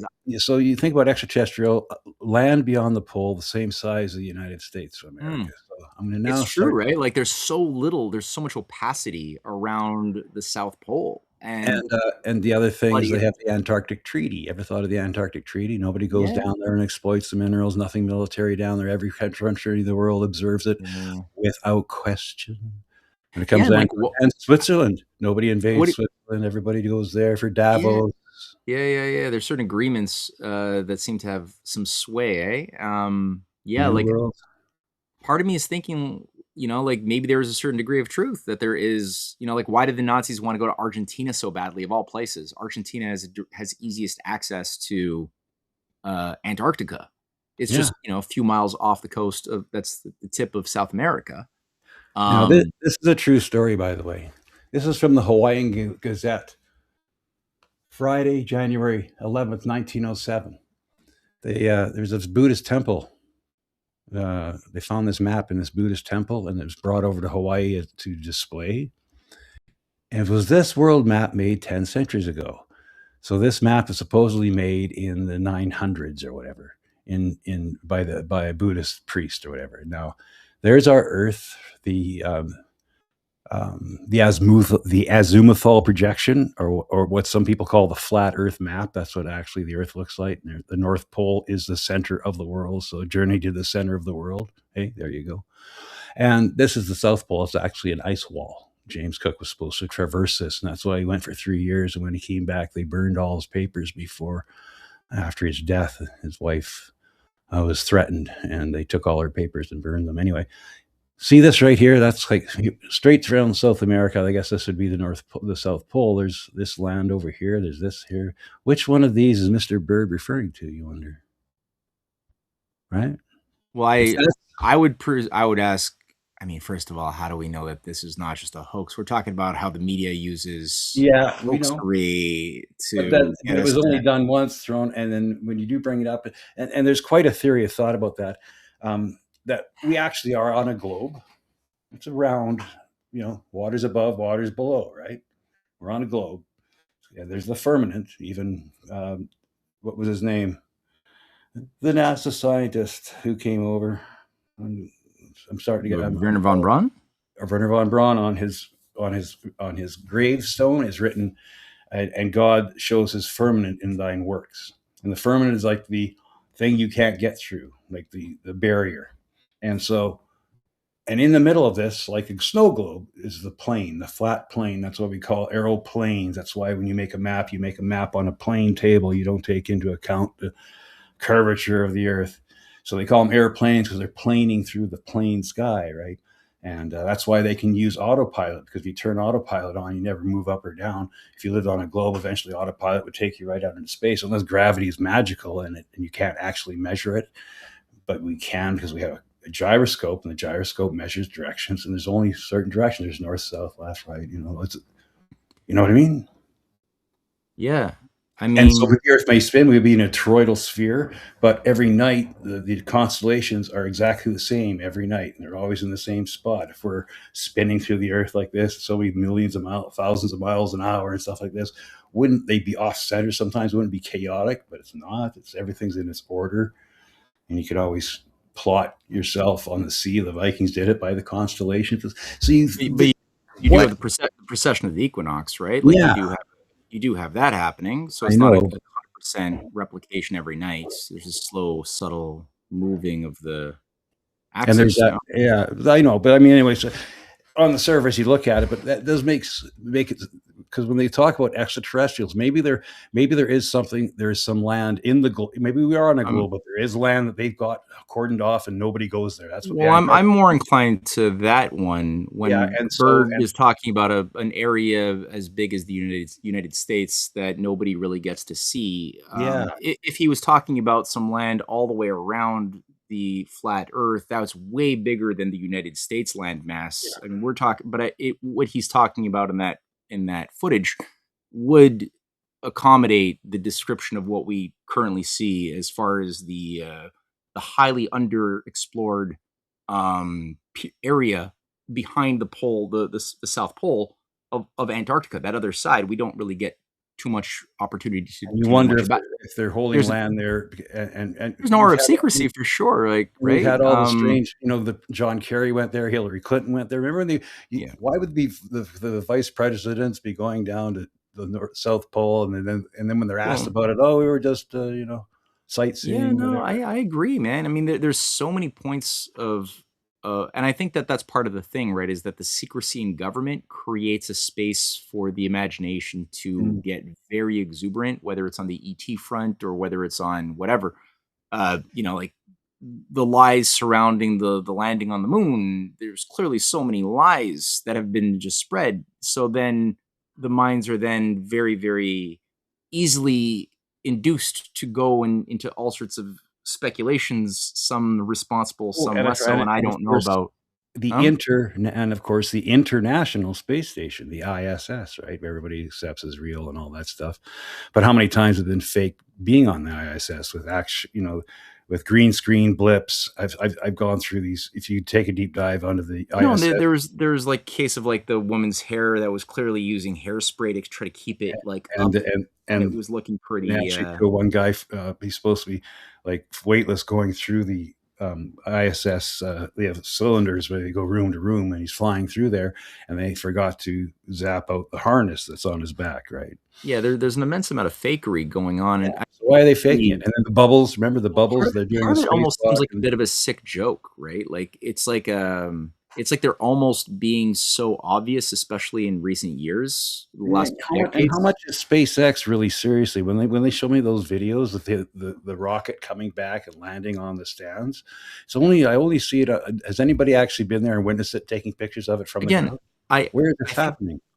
yeah, no, I concur. There's I mean, maybe that one. I'm not too sure about that. But I've seen also pretty persuasive arguments using there's some videos that have been out there. Unfortunately, they're videos that are under like David Icke type of exposure platforms, which Yeah. make it unfortunate because there's a layer of crazy around the narrative. However, I'm quite persuaded that and the first time I've ever said this publicly, that a lot of the astronauts that supposedly died in the 1980, forgetting the year of the Columbia Challenger accident, crash. the Challenger crash, are still they continue to live. I know. Kind of like the Kennedy is 9/11 twin. terrorists after 9/11, how so many of them were discovered to still be alive long after 9/11 I mean, in Saudi I remember Arabia and around everywhere else. 1987, people were getting really Um, antsy. Why aren't we going back to the moon? When are we going to Mars? What's going on? What are these yeah. stupid space shuttles doing, just flying back around and then they're landing again? What is the purpose of this? Well, Well, to get people's minds off that, what greater way to stage a cataclysmic crash? Oh, we can't do it anymore. The technology, we're just pushing. We don't want to kill Well, anymore. it also had multiple effects, right? It demoralized us to the very idea of science technology that formerly gave us pride that human beings could go beyond the limits to our Yeah. growth and All of a explore sudden, and discover creation. That's something which also the Malthusians that want us to have self-hate, they want to eliminate that sense of cultural optimism and faith in mankind's powers to discover the creation and to move in greater harmony with God's creation.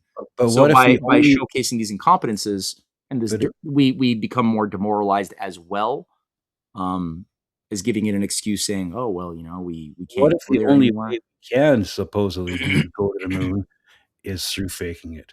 How is that why there's this big push for artificial intelligence and CGI and AI and make it better and better and better to the point where we may one day be fooled into believing we're actually on Mars? We'll Well, I train think that's what they astronauts want. to go to Mars. Yeah, We'll put them in a rocket ship. We'll shoot them off into the sea, and they'll all die. But we'll all right. be convinced they're on Mars, and we'll see their avatars, even though. Well, so this is part of the nasty magic trick, and again, Steven Spielberg with his Ready Player One played Yeah. a very big role in this dirty thing too, as did Ron. What's his name? Ron from the Happy Days. Howard, Ron Howard, Ron Howard, great director, but Opie. clear, clear initiate into Gnostic ritual. You could see that from him having been granted the assignment of portraying the Dan Brown stories of the Da Vinci Code and the Inferno story of a cult that wants to eliminate human society in order to calibrate the world by a mass cataclysm of a pandemic, and the Illuminati one from the Yeah, network of truth Satan. drop left and right behind the scenes in all of them. Yeah, like Ron It's hard. Howard, but he's also the Apollo 12 guy or Apollo 11 guy. Yeah. So you got these guys turning the story of science into myth, and then at the same time technology being built up that is designed not to actually expand our ability to exist in the universe, but rather to control our minds and create the illusion of a big universe with none of the reality as the actual real world we live in. becomes a cage that gets smaller and smaller. And So we're not allowed it, and we're not allowed into the woods because the elites are basically staking them off. They're buying up all the land, all the water, and whatever water they can get, they're going to just be sending to these stupid AI data centers, diverting it away from humans to the machines. It's nasty, man. Wow. It's a really disgusting mode of thinking to get into the mindset of one of these dungeon masters. It's disgusting because it's the same shit, right? Back in the medieval ages when they were crafting these hoax maps of water demons and creatures that are going to scare you. So that's why you should not get too far from your fiefdom, serf. Don't go venture too far out from the coast. You've been assigned to do some fisheries, but don't go venture too far beyond the permitted domain because that's what we control. And if you all start getting a little bit too out of the nest, then that's more work for the oligarchs to have to then get creative to figure out new ways of trying to fuck you up. So they would create these little scare stories, and that's what they've done also for. See, that's the dual thing that they've done in a dirty way for the idea of mankind in the universe. Is on the one hand, if you think about it, most of the movies that have been permitted by Hollywood over the past 60 years that deal with space and the future, it's usually bad things happening in space where you go to die or get killed by aliens. Yeah, there you go. Yeah, sea creatures and demons that are supposed to scare you and keep you on the coast. So on the one hand, most of the movies that take place in space is where human beings go to die in the void. Right? That's most of the movies. It's Aliens 1, 2, 3, 4, 5. It's everything.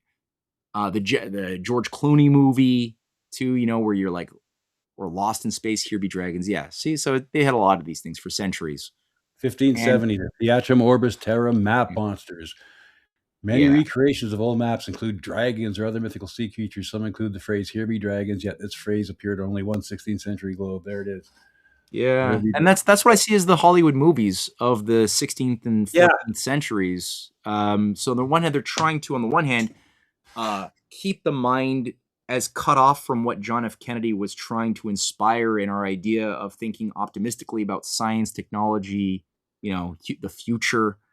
And on the other hand, now that they're beginning to change gears with with the new space movement that they've created with Elon Musk and Jeff Bezos and the other creatures of satanic military hellscape spawn, right? That they're all now assigned to this new type of model for what is permitted for space exploration, which is basically billionaires run space policy for the military right. That's the new thing.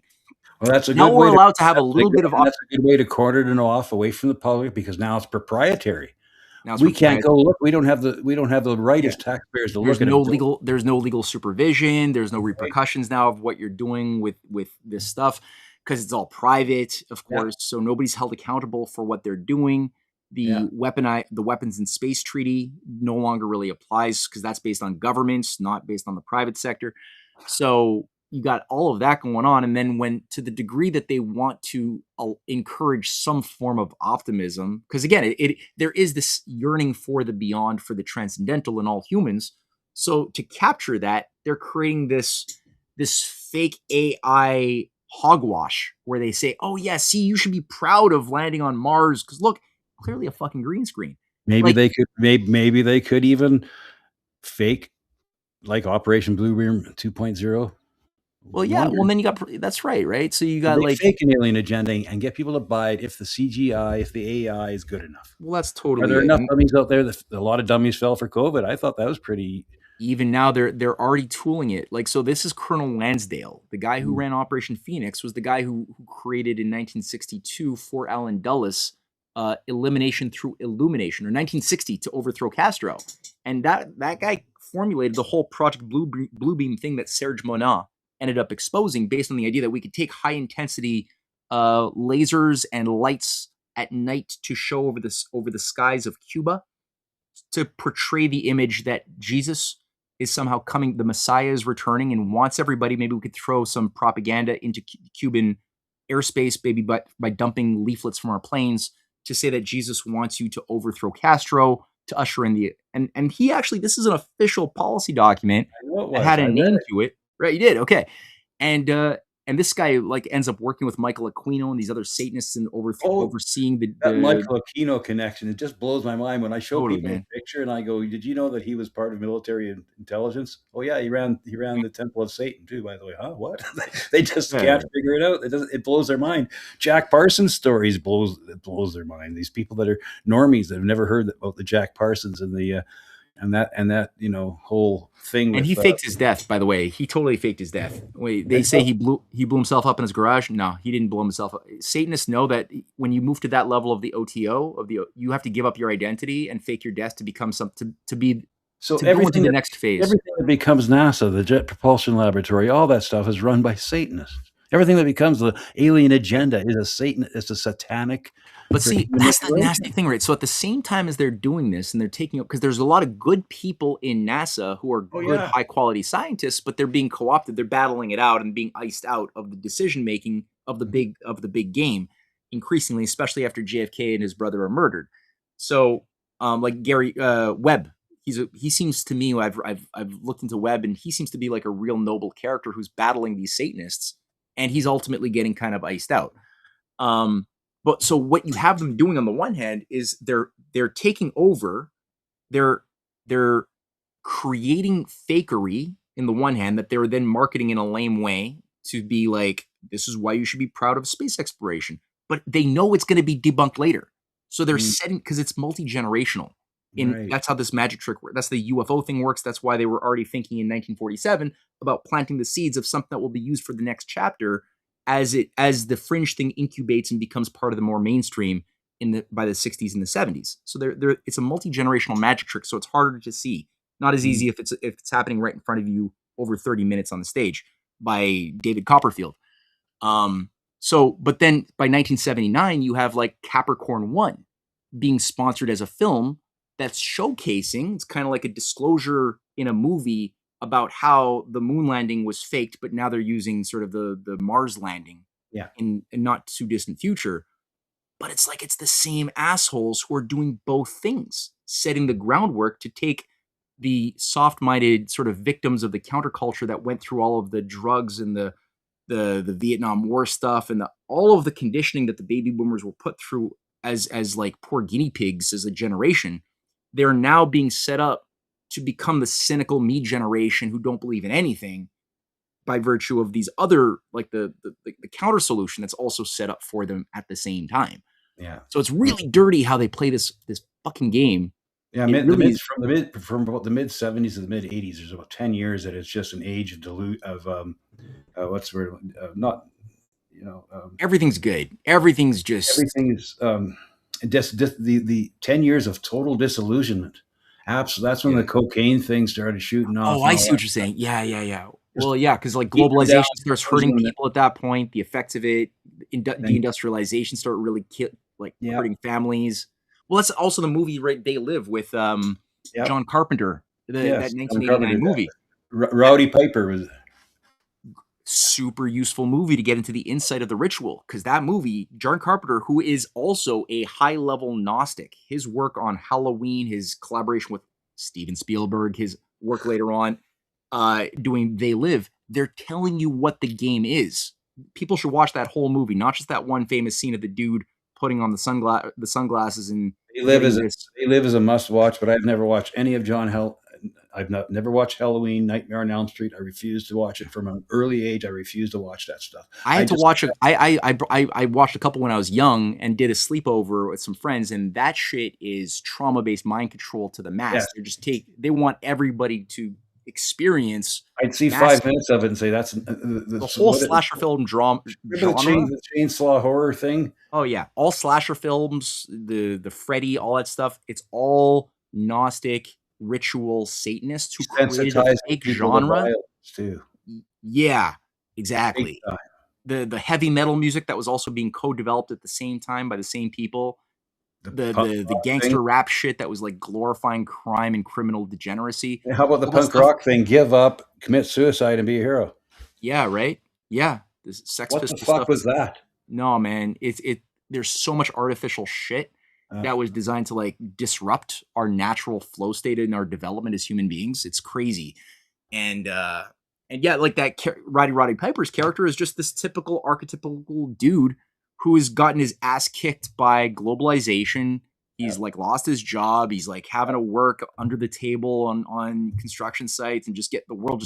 He's a naive guy who believed everything was the way it seemed. Discovered he got out of the service, came home disillusioned from Vietnam too. That's another part. That was another part too, right? Yeah.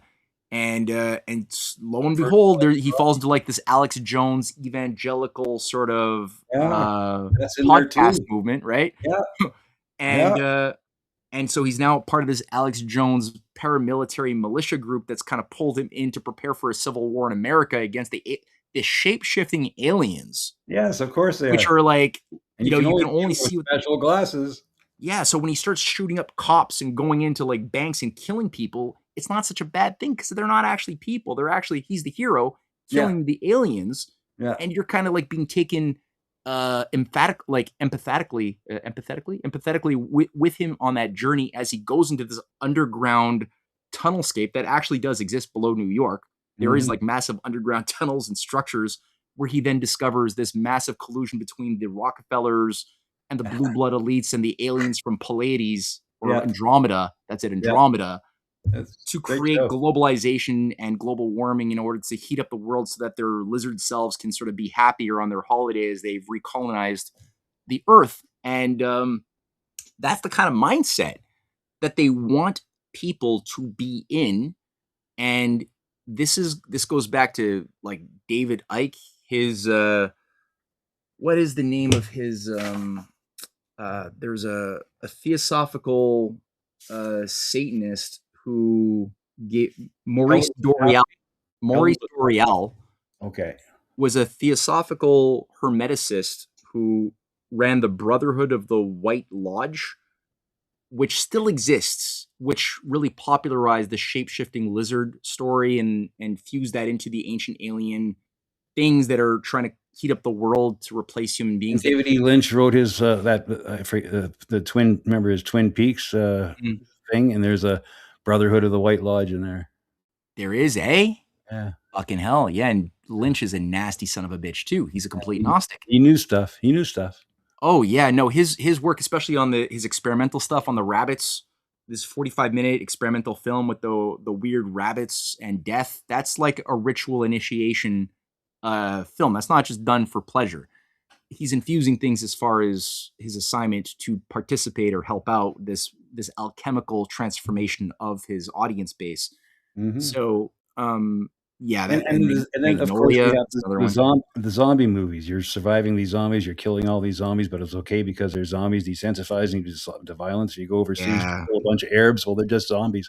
All these Palestinians are just liberals, or liberals that you might be killing soon, or liberals being induced to see that that's the conservative in subhuman that you're killing is a zombie, you know. And so they're creating an architecture in the mind, a space for action to take place that would be inconceivable if it wasn't being massaged now over years, right? So now the unthinkable becomes thinkable, and if it's thinkable, it's actionable. And that's the key, is that it's all in the effect. They want to get the effects, the actions. And they've really been ramping up the chaos. We've been getting more and more disorder every year because chaos favors the establishment. The powers that ought not be love chaos because they can impose their order. That's what their motto is: ordo ab chaos, right? Order out of chaos. That's the formula. That's the formula. Does it work? I mean, all the best laid plans of mice and men often go awry. And I think people like me and you are waking up and seeing this. We're talking openly about these things. We're onto their trauma-based mind control scam. It's not like when our parents are growing up. It was in its nascent phase. It was still working through institutions you could trust. Like this was just after World War II. The boomers, you trusted doctors. They wore white coats. Edward Bernays was out ahead of you, making sure the people in the white coats would be trusted. So whatever they said went. Nobody caught on to it until this generation, where all the damage has been done. The people have come out the other side. The survivors are telling the tale. You're finding out about MK Ultra and MK Operation Butterfly. People like Kurt Metzger out there openly making it more popular to talk about. Sam Tripoli making it more popular to talk about. Even figures like Alex Jones, for for whatever they did to him to kind of bring him back into the fold and do that stupid $2 billion lawsuit. I wish him well. I hope he shakes off the. I hope he shakes off the weirdness. When he started out, a lot of good stuff came out, right? Stuff that kind of woke you up. 90% true, but 10% very bad stuff. And then, of course, you can't fall. Don't have heroes. Don't believe everything they say. Take the good with the chaff, the wheat with the chaff, because I often talk about that with David Icke. His stuff is really good. This idea of another force, a dimension of beings. He invokes the Archon idea, feeding off our loosh. These you can't see them outside of our perception, but they're there, and they work. And it's the same thing. They work with the elite to keep the elite in power, give them and allow them to have certain knowledge that they can't share with the hoi polloi, because what is power? Knowledge, right? So if they have more, if they know, if what we think is we can't perceive it, it seems like magic to us, but to them it's just a higher technology, you know. Well, they control the shadows. That's the way Plato. I mean, I always encourage people generally to study what Plato is exposing in the Republic and in his dialogues pertaining to the techniques of controlling the shadows in the cave. And he's taking you into the sausage factory. He's really giving us a gift by showing us, giving us a guided tour of the sausage factory, of how this whole the architecture of evil operates, what types of lines of logic, what types of core assumptions it demands of us for it to function, and for what it demands of its elites for them to be assets to further and advance this unnatural structure. And then you could sort of see it as it's played out in shaping the Crusades or the 30 Years' War, or what the American revolutionaries were able to organize and rally in opposition to, breaking out of certain trends that they could have otherwise have been on, which would have seen the United States become a very different thing earlier on, that would have had a failed revolution under the forces of the Rosicrucians and the followers of John Dee and Francis Bacon, which had managed witch covens all over Connecticut and you name it. They wanted a very different outcome of the revolution. Now they're the movie makers getting blessed by Rabbi Schneerson to make movies like The Purge. Yeah. The Purge series is very terrifying. I know, I've seen. Never watched any of them. I never watched any of them. I've seen the summaries. I watched the YouTube recaps, which helps save my my brains. I save time by not having to be subjected to the whole self-immolation of the 2-hour movie. Yeah. But they give you all of the gist in like 15 minutes of what the story is, what the key things I need to know, and how the garbage is being fed into the mass mind. So those things are useful. But yeah, The Purge is bad, man. That thing's really influential. And you desensitize the mind to the idea of, hey, maybe this might be a good idea if people get too violent and we can't keep them in control. Yeah. Why not have a purge? Let them release their animal mannerisms in a culturally allowed, though violent way. And isn't that what America's always been about? Shoot 'em up movies. It's cowboys and Indians. It's all about. It's all in Rene Girard too. Like his concepts of the human sacrifice and the sacred sacrifice of you. This is the guy who trained Peter Thiel, right? Is Rene Girard. And he made the point that all in his idea of mimetic desires, that's his thesis. This is very influential in Curtis Yarvin and all of these technocratic transhumanist types. They all have this core idea that Girard put into words in the way he did, which is that human beings cannot possibly desire anything for the substance of the thing. We can only desire things because of an imitative desire, because others want the thing, so should we. If others want fame, we want fame. If they want honor, we want honor. So there's this, it's not for the sake of the health of our immortal soul. I don't think he actually believes in that, other than in words he uses. It's all imitative and contagious. So the more things are wanted, and it's usually objects that we want money, they want money, I want money. The more something is wanted, the more tension increases, scarcity increases. And then conflict increases, destabilization, disequilibrium increases, to the point of the system going into a fundamental entropic collapse, or somebody can be propped up to be the blame, the scapegoat, that receives that a story is wrapped around this person as the cause of the problems, and that person becomes the human sacrifice. And when everybody then can participate in some way in the sacrifice of the person or the group of people, then all of a sudden it dissipates the energy, right? That was otherwise going to destabilize and destroy the system. And then maybe some sacred story around the destruction of those people can be built up that then sustains the future generations around some festivity or something like that. You just described the Canaanites' fate in the Old Testament. Yes.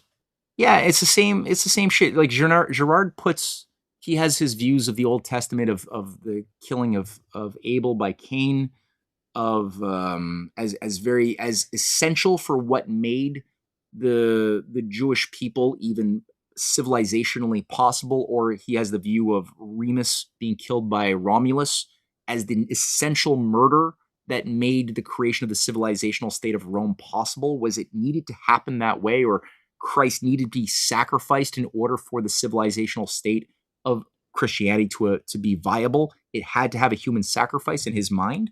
Yeah, and there's always twins or something. Twins, oftentimes twins. Yeah, the Jesus thing. Yeah, and even in the movie, yeah, there's two of them, right? Remember that scene, the boy and the girl, but they're the twins. They're the ones being sacrificed, right? There was always you two. Yeah, there's always you two. Yeah, it's the disgusting. male and the female joining together, the shadow and the light joining together, the yin and the yang. That's their central belief. There's something to that that's nice and it sounds good. There's something, but when you have control of it and can manipulate it to your will, it becomes kind of scary, because you can actually start to believe that you are God. And that's what these Peter Thiel characters are actually doing. They're trying to supplant God. And I think these Malthusian types have been doing it for decades, centuries, probably, trying to get there. And they see their chance. Elon Musk types, hey, we can put a chip in your brain. Well, Peter Thiel, look at what was just released just today. It's gone viral now, but some hackers went in and revealed that he has been maintained. The whole, people have known about this secret salon that manages these retreats that he's been bankrolling and overseeing for many, many years. But the attendees list was never known until today. And on that list, it's the new Bilderberg group. It's the new. It's like, I think it's based on the attendees. They're more low level cutout types, but still, it's the type of topics that they would talk about within their seminars were like cult creation and organization of cults, the utilization of eros in the management of social dynamics, like things that have been already used for centuries, but they were like really honing it and rehabilitating and applying it for a 21st century transhuman vibe. Yeah. And the attendees of this thing include such people as Elon Musk, not a surprise, but people like Scott Bessent have been regular attendees and members. Kaya Kalas. That guy's creepy as hell. Kaya Kalas. I didn't think that necessarily. That one kind of surprised me to see her actually on the membership list, a money-paying member of this thing too, just showcasing that it's not just the right-wing brand of the transhuman game. It's also other left-wing players. All this right-wing brand of the transhuman game, the Peter Thiel's, the Elon Musk, they were all left-wingers 10 years ago. Yeah, all of them. Right. They call themselves progressives. Elon Musk. Well, Peter Thiel always had his libertarian review, so he was even back in Stanford. Yeah, huh? I understand. Yeah, but they flipped it. Yeah, I know Mark Zuckerberg, Elon, they were all promoting the Democratic agenda and the liberal cause, and then but it's the same thing, right? At the end of the day, as far as the effect, it's just the heel turn. And, exactly. And the way they make the public become the world wrestling audience. Oh, he's now a bad guy. Boo! Right. I know. No, now they're doing UFC. They're celebrating the American Revolution with the UFC match on the front lawn of the White House. Idiocracy wasn't a projection; it was a documentary. Yeah, no. It seems like it's a sick joke, and it's really they're laughing at us, and they're taking the movie Idiocracy, and they're completely laughing to see like how real can we make this, and it's very real, and to see also people like Epstein. At the ground floor of the creation of QAnon, of 4chan back in 2011, 2012, he was already helping to be a co-creator of this Rosicrucian plot of this artificial reality game, as it was, right?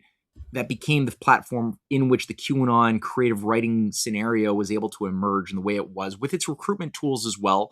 Its Kabbalistic recruitment tools of teaching people to think symbol-mindedly. And I never did get it, Matthew. I hope, and I got to go on eBay someday and try to find the Illuminati card game in its original form. Oh yeah, that's out there too. You know, it's very weird. And you're going, my God, you look through the cards, and it's like, are you kidding me? Is this actually what's going on? These they're playing a game, and they're playing a game with us amongst themselves, and we're the ones that just sit back and suffer the consequences. It's so sick. Again, these are like Dungeons and Dragons trained assholes from the 70s, and or they were like groomed on this idea of looking at the world like a giant board game with moving parts that have certain predictability, and you know that it's sad on a few levels, because like we have this beautiful potential to be great, to be wonderful beings of divine creativity, and we've broken in the past their game on a number of occasions. That's why I write all my books, is to sort of map out in my own mind. I'm trying to like help myself. Somebody built those beautiful cathedrals. Somebody built those great temples. You know, somebody built those pyramids. Ugliness can't create, like, the oligarchy wants us to believe in the equation that evil creates the good. That's actually not true. That ugliness creates ugliness. Evil creates evil. You can't get goodness out of evil. Goodness can only be created by goodness. Beauty can only be created by beauty. Now you can get artificial goodness that masquerades as goodness, but is a mimic, like a Rene Girard mimic of getting the effects of moral action, but none of it's like the 1 Corinthians 13 warning, right? Without agape, without true charity, everything you could do is just clanging cymbals that appear to be good, but they're not. It's not real love. It's not real justice if it doesn't. So they can only mimic the good. They can only copycat and undermine from within, but they can't create the good. So like you said, the cathedrals, the massive discoveries of universal beauty that had occurred by a Kepler and by a Da Vinci and a Bach and a Mozart and a Beethoven, they're like tapping into universal beauty and finding ways of applying it to help tune the minds and the hearts of the human species ever more perfectly to the creator, and as an effect, have a more great ability to leap over the limits of growth, to imagine better pathways of the future that are otherwise blocking us from having a good life for our kids. We can imagine those and then live in and build those pathways and conspire for the good. And we've done it so many times and busted their game on so many occasions. So it's like we could do this again. And some nations, I think China is, like I said, when I look at what China's been able to rally and invoke as far as their ancient Confucian ethics and civilizational values to guide their battle in the present deep state structures that have baked themselves into China over so many decades. There's a lot we could learn from as far as what they're doing, and we're not, because we're so eating up the propaganda that's teaching us to be afraid of them and to see them as our enemy that we have to like go to war with, according to Pete Hegseth, at some point. Yeah. So it's like very annoying, you know. And you'd think that like Pierre Thiel and all these creeps, you know, if they were given given more genuine love and better opportunities when they were babies and kids, they could have like become something really like good. Well, maybe if they weren't mind controlled, MK Ultra victims now turn perpetrators either. Right? They only didn't get banged by fucking Project Monarch. I mean, molesters. People hated Justin Trudeau and what he did to this country, Matthew, and I hate his guts because he basically helped ruin my life. That motherfucker with the whole COVID nonsense. Right. But I really do believe that he was a mind-based trauma control victim, and that's how he was allowed, and that's how he's gotten. That was his elevation. That was his initiation in there. He had to do what he was said, and then your victory is this way. You become famous and everything. You get to date Katy Perry, but you have no soul. Also, her own fucking mind control trauma-based. I mean, he was just back here 3 months ago. He came back to Canada for another vaccine, a round of promoting the latest seasonal flu vaccines. For Christ's sakes. Pathetic. What a pathetic character. It's all done, right?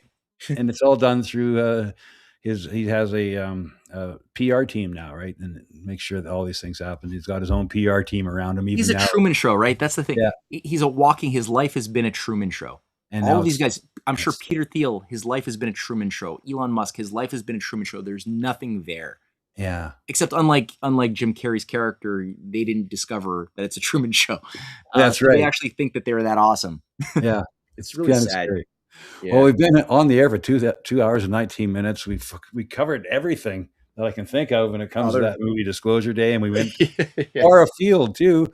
We even went into what we were asking about, what Mr. Bird was talking about, seeing that land beyond the pole. That's and so I wanted to end with this. So we have these all these rumors about rock stars or whatever, faking their own deaths. Where do they go to? Well, maybe they go to that island. Maybe that talk about the David Bowie Island and all that stuff is true. That's your reward. At the end of the day, you can get to your own private island, live out your Black days. Star, when you become the Black Star. Or maybe it's something David like Bowie's last song. Did you listen to David Bowie's last song, Black Star? I did not. Watch the video. Came out 2 days before he so-called died, and whether he did or did not die. Black Star. Go to YouTube. Watch that video. It's 9 minutes long.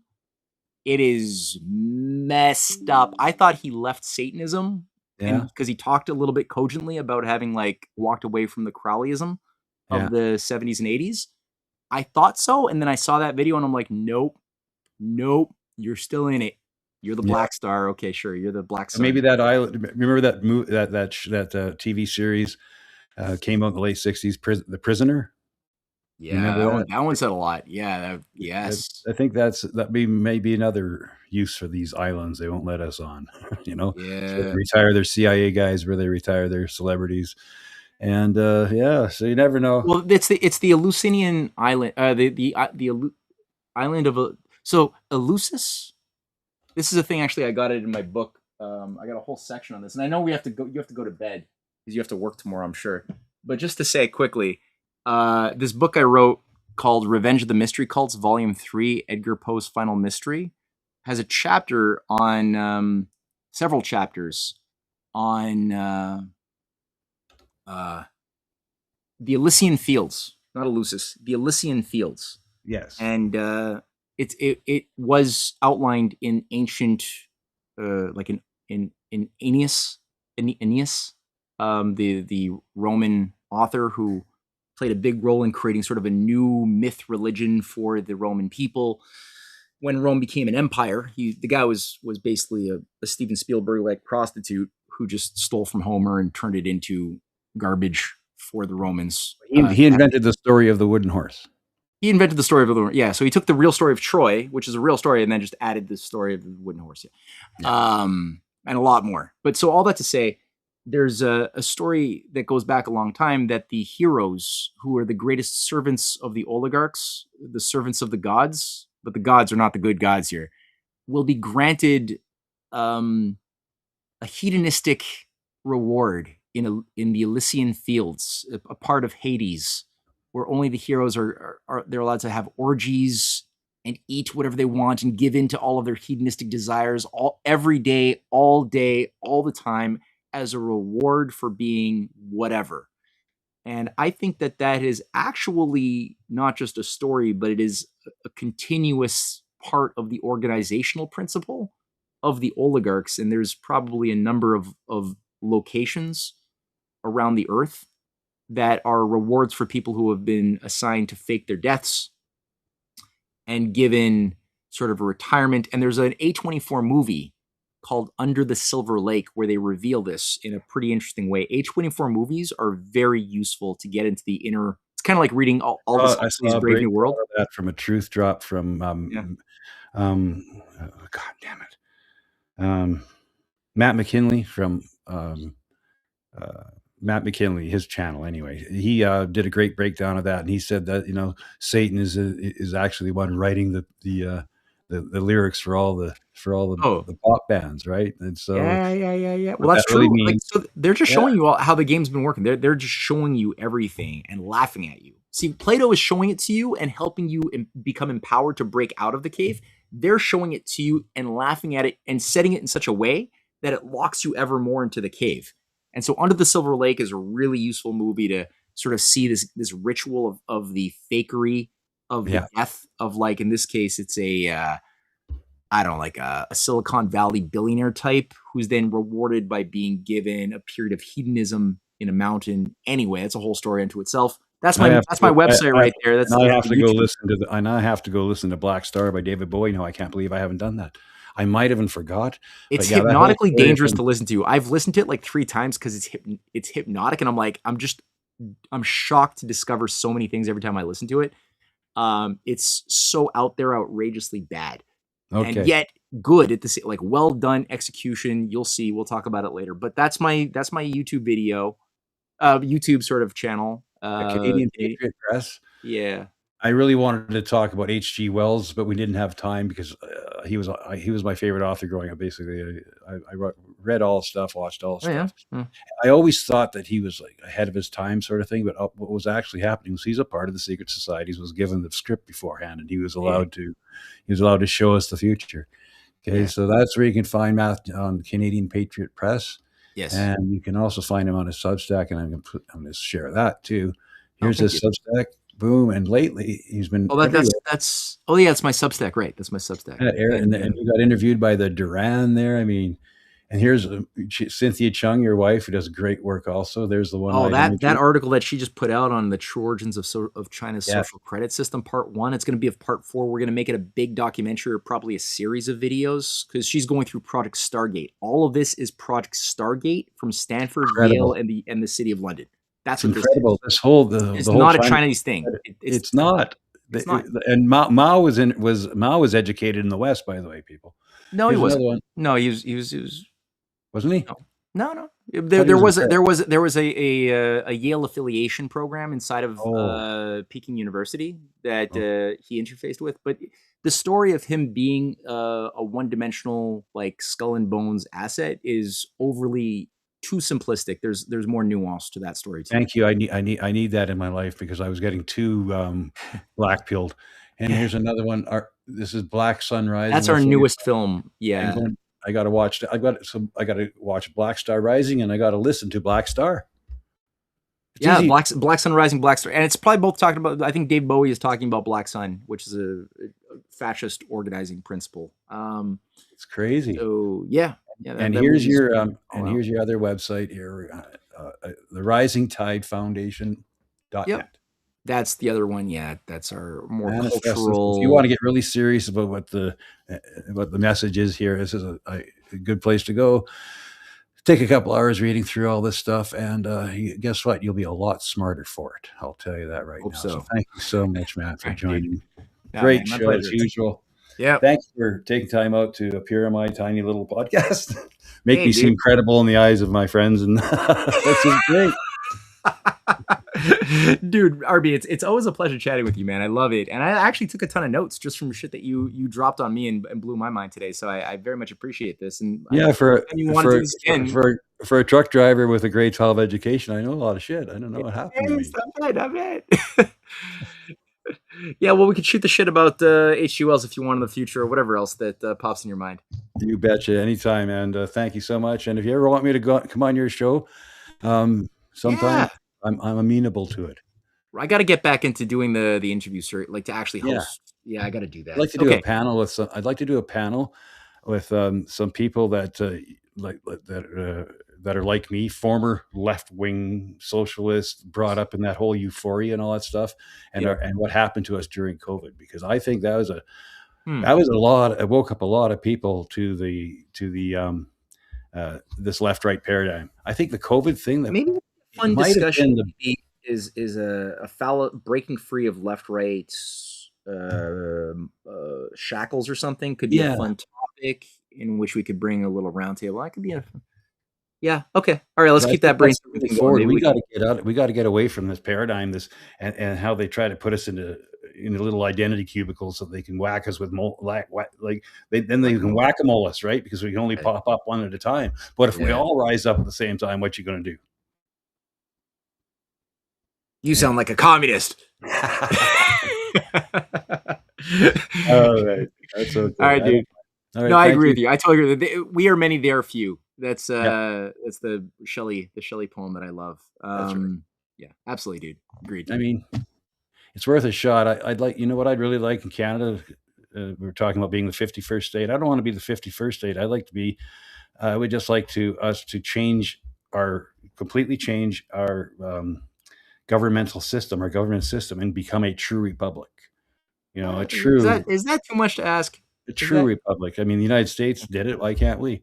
Right? We got to get rid of the kings and queens. We got to get rid of privy councils. We got to get rid of unelected senates. It's nonsense. It's archaic. It's stupid. It's a form of open mind control. And if you guys can't see that, I don't know what else. We can't help you at this point. It's right. too far. Talk to you later. Bye, Matt. Bye. Cheers. I'll see you soon. Well, that was the great Matthew Ehret. Yeah, enjoyed that. I like to talk to him. It goes all over the place, but it always kind of maintains a thread throughout it. And thank you, everybody, for joining. Thank you for pulling the strings. Karen Carpenter, thank you for being here and listening to this diatribe of ideas for the last 2.5 hours. Meg Asheva and Al Casador, thank you. Dostoevsky, Dickie Deal, tinfoil-hat lady was on. She probably went to bed by now because she can only stay up so late. She'll watch the rest later. And Calvin Abbott, and thank you again, Dostoevsky, for the $5 Rumble Rad. Yeah, I got a $5 Rumble Rad. That's so great. And so thank you for everybody for tuning in. Next show is going to be a big one, Friday, and it's going to be early, 6 p.m. Eastern Time, 4 p.m. my time in Saskatchewan here. I'm going to be having the great Christine Massey on, and we're going to be talking about what happened during the COVID debacle, the scam they ran on us, what was COVID-19, what is a virus actually, is there something to this terrain theory over germ theory whole thing going on that is now, because of what happened during COVID, actually getting into the public perception that, hey, maybe this whole idea of this virology is kind of weird if you really think about it. Or what are you talking about? Bad air is going to kill me? Virus, a guy coughs into a box in China. I open it up 3 days later and his flu comes out and kills me. We got to look into more of this, and we'll be discussing that with Christine Massey this Friday, 4 p.m. Central Standard Time, 6 p.m. Eastern Standard Time with Christine Massey. And it should be a really, really good show, and I hope you will be able to make it. So, yeah, please like, share, and subscribe. And if you want to help me out, I'm going to run my little support RVHam. There's my scroll going on there. You can go to my givesendgo.com/RVHam. I got hammered by the province of Saskatchewan for breaking COVID rules, protesting.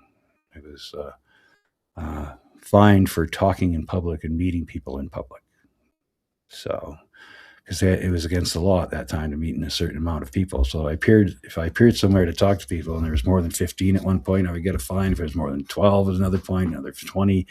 And then basically I was just, and then if I did any organizing or spoke at these things, they hammered me, but not people who showed up. Not everybody who showed up would get tickets until the end, when they decided to put, when Maxime Bernier had a political rally here in Saskatoon before the second last election. He had a political rally. And it was before he came. They said you can't gather in public in more than 15. We said screw it. We all went to go see this political rally, and they had cops with cameras there taking pictures of people, putting them in the paper, and say, "Can you identify these people?" Because we want to give them fines for showing up at this in the park to listen to somebody speak in an unprescribed manner.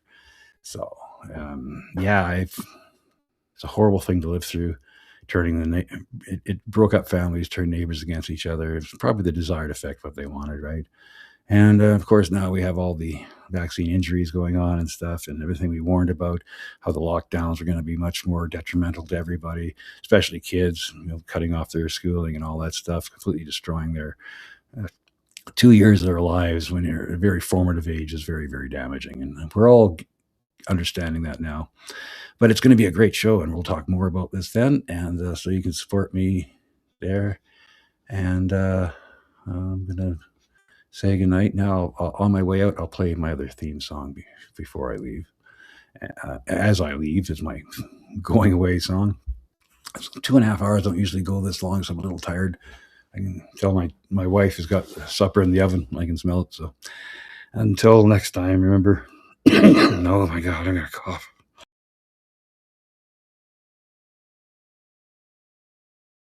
a little bit of a frog in my throat. Conventional wisdom is simply conventional deception. If you want to get to the truth, you have to go beyond the pale. Talk to you later. Bye.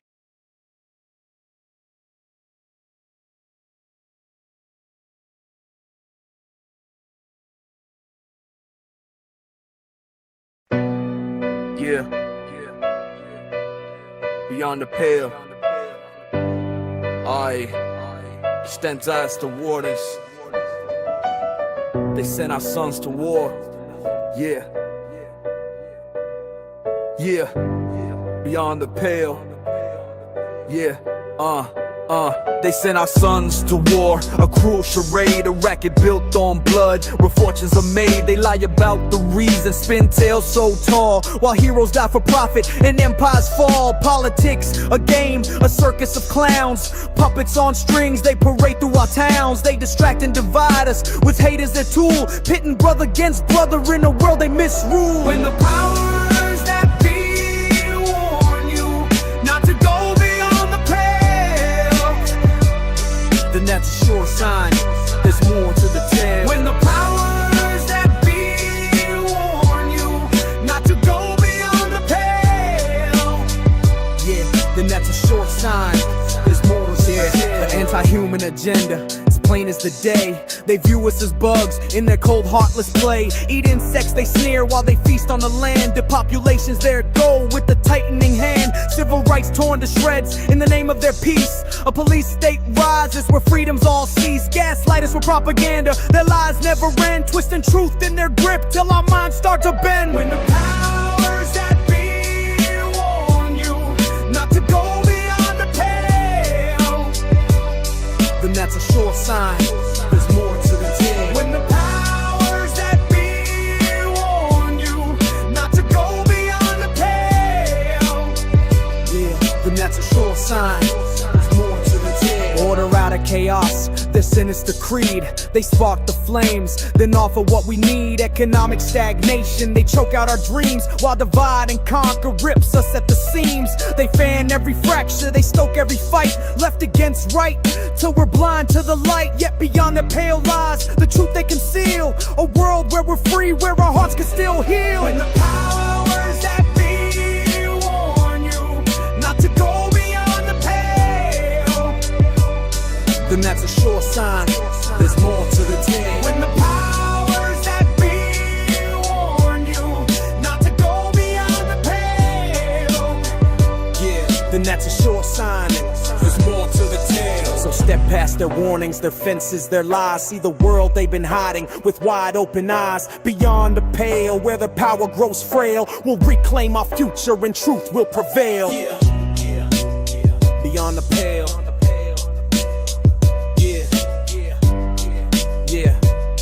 Beyond the pale. When the powers that be warn you not to go beyond the pale, then that's a sure sign there's more to the tale. When the powers that be warn you not to go beyond the pale, yeah, then that's a sure sign there's more to the tale.